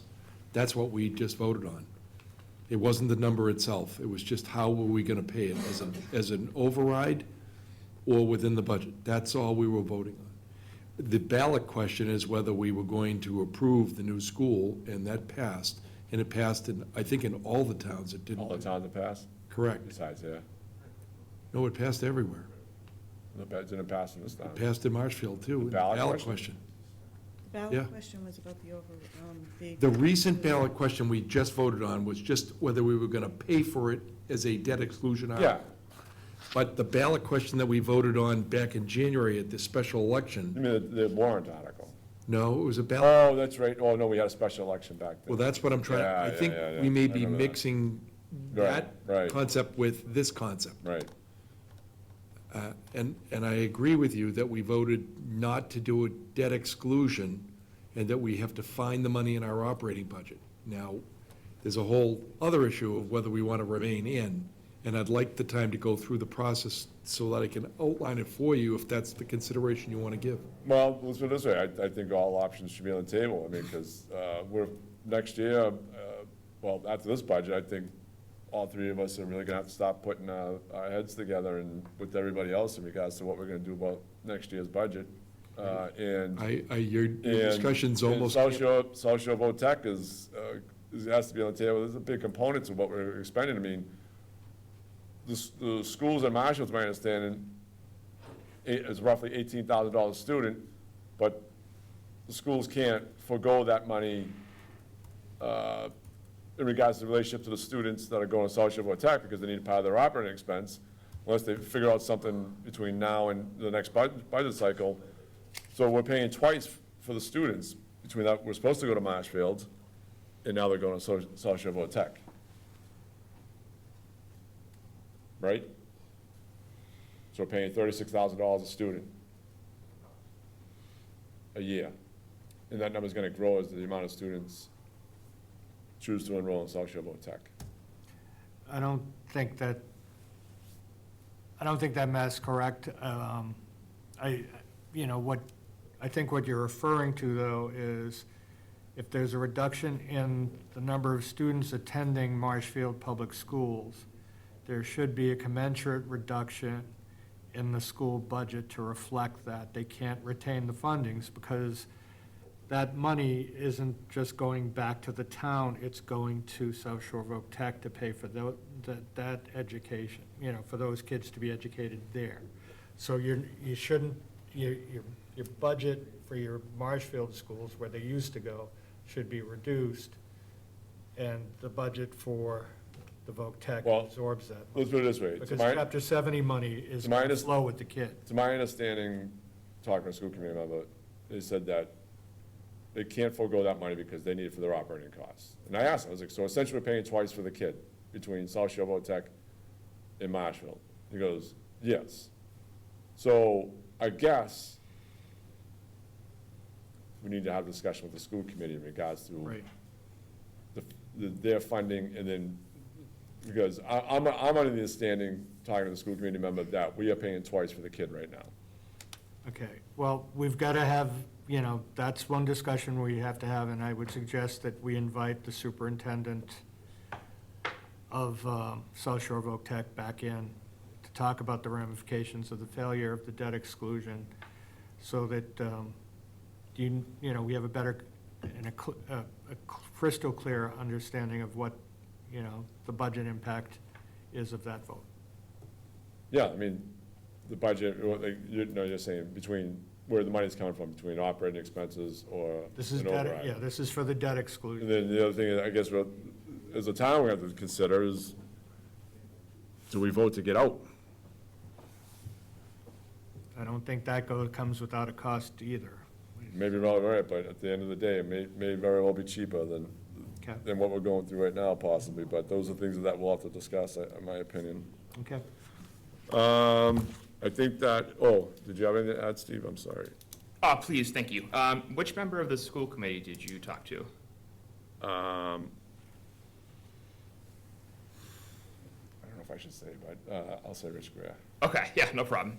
And he's saying that we're paying twice if a student goes to South Shore Voc Tech? In my conversation with him, that's the way it was sounded, yeah, we're paying twice. Okay. So this reminds me of when there was the ballot question years ago about the charter schools and, they're stealing our money away from our public schools and that kind of argument that they did. It's more so, whatever money you get from the state per student, the formula is complicated, but let's say it's between like $18,000 and $20,000. If that kid goes to Marshfield High School can use that money in their budget. If that kid goes to a charter school or South Shore Voc Tech, the money follows the student. So it's not really paying twice, it's more so that 18 grand you were counting on is not in your budget any longer, which is why it's really important to make sure you balance your staffing with your enrollment, because if that gets out of whack, that's when you have some structural issues. So I wouldn't say that we're paying twice, but you can't just assume and count on that money every single year, because it's going to follow the student. And, the way things exist right now, we've had 2 votes at the ballot box within the past year on South Shore Voc Tech, right? The first was to commit to and authorize the construction of the new high school for South Shore Voc Tech. And that passed in Marshfield, like 75% of the vote, and roughly that level across the whole South Shore Voc Tech district. The problem is that the most recent ballot question we had at the town election to basically authorize the override to help fund the construction costs for this new school failed by 46 votes. So the problem at this exact moment in time is that we still own that bill. Whether we pass the override or not, we're committed to it. And so, that's what Peter's talking about with the fiscal year 2027 budget and our operating budget. So, yeah, we're in a pickle at the moment. Yeah, in regards to where this money goes, like I said, in conversation, the whole thing is that you're talking about state funding, but the town still has to fund it as well, I believe, in the budget. So I don't think, as of right now, I don't think Rich is wrong in regards to town funding the students from the residents. But I guess it has to be looked into further, in my opinion, because Yeah. if that's the case, then, Maybe he's trying to say like your cost is still the same. It's well, just, the school's cost is still the same regardless of who leaves right. Marshfield to go to South Shore Tech. That's what he's saying. He's like, the cost is still the same. We can't, just because we're having X amount of students go to South Shore Tech doesn't mean that we have the money to follow them, because that will blow their budget apart, because they still have the teachers and staff there to pay themselves. That's the way I'm understanding it. Yeah, I see what he's saying. I wouldn't say we're paying twice, but he's right that the money is following the student if they go to South Shore Tech or go to a charter school. Maybe a portion of it, maybe somewhat, but it's my understanding that if it is, it's not all of it. But like I said, I guess that's a discussion we have to have in regards to those finances going forward. Maybe we could do like a joint meeting with the school committee to go over that and maybe some other communication and coordination items. That might be good. No, that's what I was saying. I was like, either between the school committee or the superintendent sits down with us and gives us an overview, because, like I said, it's, we have, I think, some hard thinking to do for next year, so. No question. It's, this is gonna be a giant collaboration with everybody in town, between employees and all that and everything, in regards to how we don't get ourselves into any more of a mess than we need to be, I guess, especially on top of the expense of South Shore Tech. So that's why I say, people can be mad at me for bringing it up, but I think it's, if the expense of South Shore Tech is really gonna impact us, I think it should be on the table in regards to what do we do, and do we move it forward for a discussion for a possible vote to get out maybe, I know people aren't gonna be happy with it, but do we just keep on doing overrides to keep saving the town? So, I mean, it's something that's really gonna be considered or talked about, in my opinion. So, you have anything else to add? No, thank you. You have anything else, Trish? I'm good. All right, so, I think that's it. I think we took care of everything. Can we have miscellaneous discussion? I don't know, what is? It might be an open meeting law issue because it's too kind of vague. You have to like post like, Oh, well, I was just gonna ask about these committees. oh, that's fine. Yeah, sorry. Well, Yeah. people are asking how Yeah. they go about applying for these committees, and I've received some emails, so I'm not sure of the protocol, that's all. Oh, sure, It's a yeah. website issue. Is it? Okay. It's on the select board page, there's a. And I've asked Kate like a million times because I always lose the email, but she can email you a form too, and you Oh, can just, okay. and they can print it out and physically drop it off too if that's. Okay, Actually, a pretty good idea. Email, and then you can just post it. Oh, I yeah. guess, right? And then somebody grabs it, they can just print it out themselves, or whatever. Yeah, Or the electronics. website, the application's on the website, they Okay. can either, Is it easy to navigate to? if you can find It's the on the select board select board. page. You can fill out the survey. Yeah, okay. Is that it? that was it. All right. Yeah, I think that was everything we covered, as far as I can see here, so, all right, so I got a motion to adjourn this meeting. Do I have a second? Second. Aye, Aye. Aye. thank you, everybody.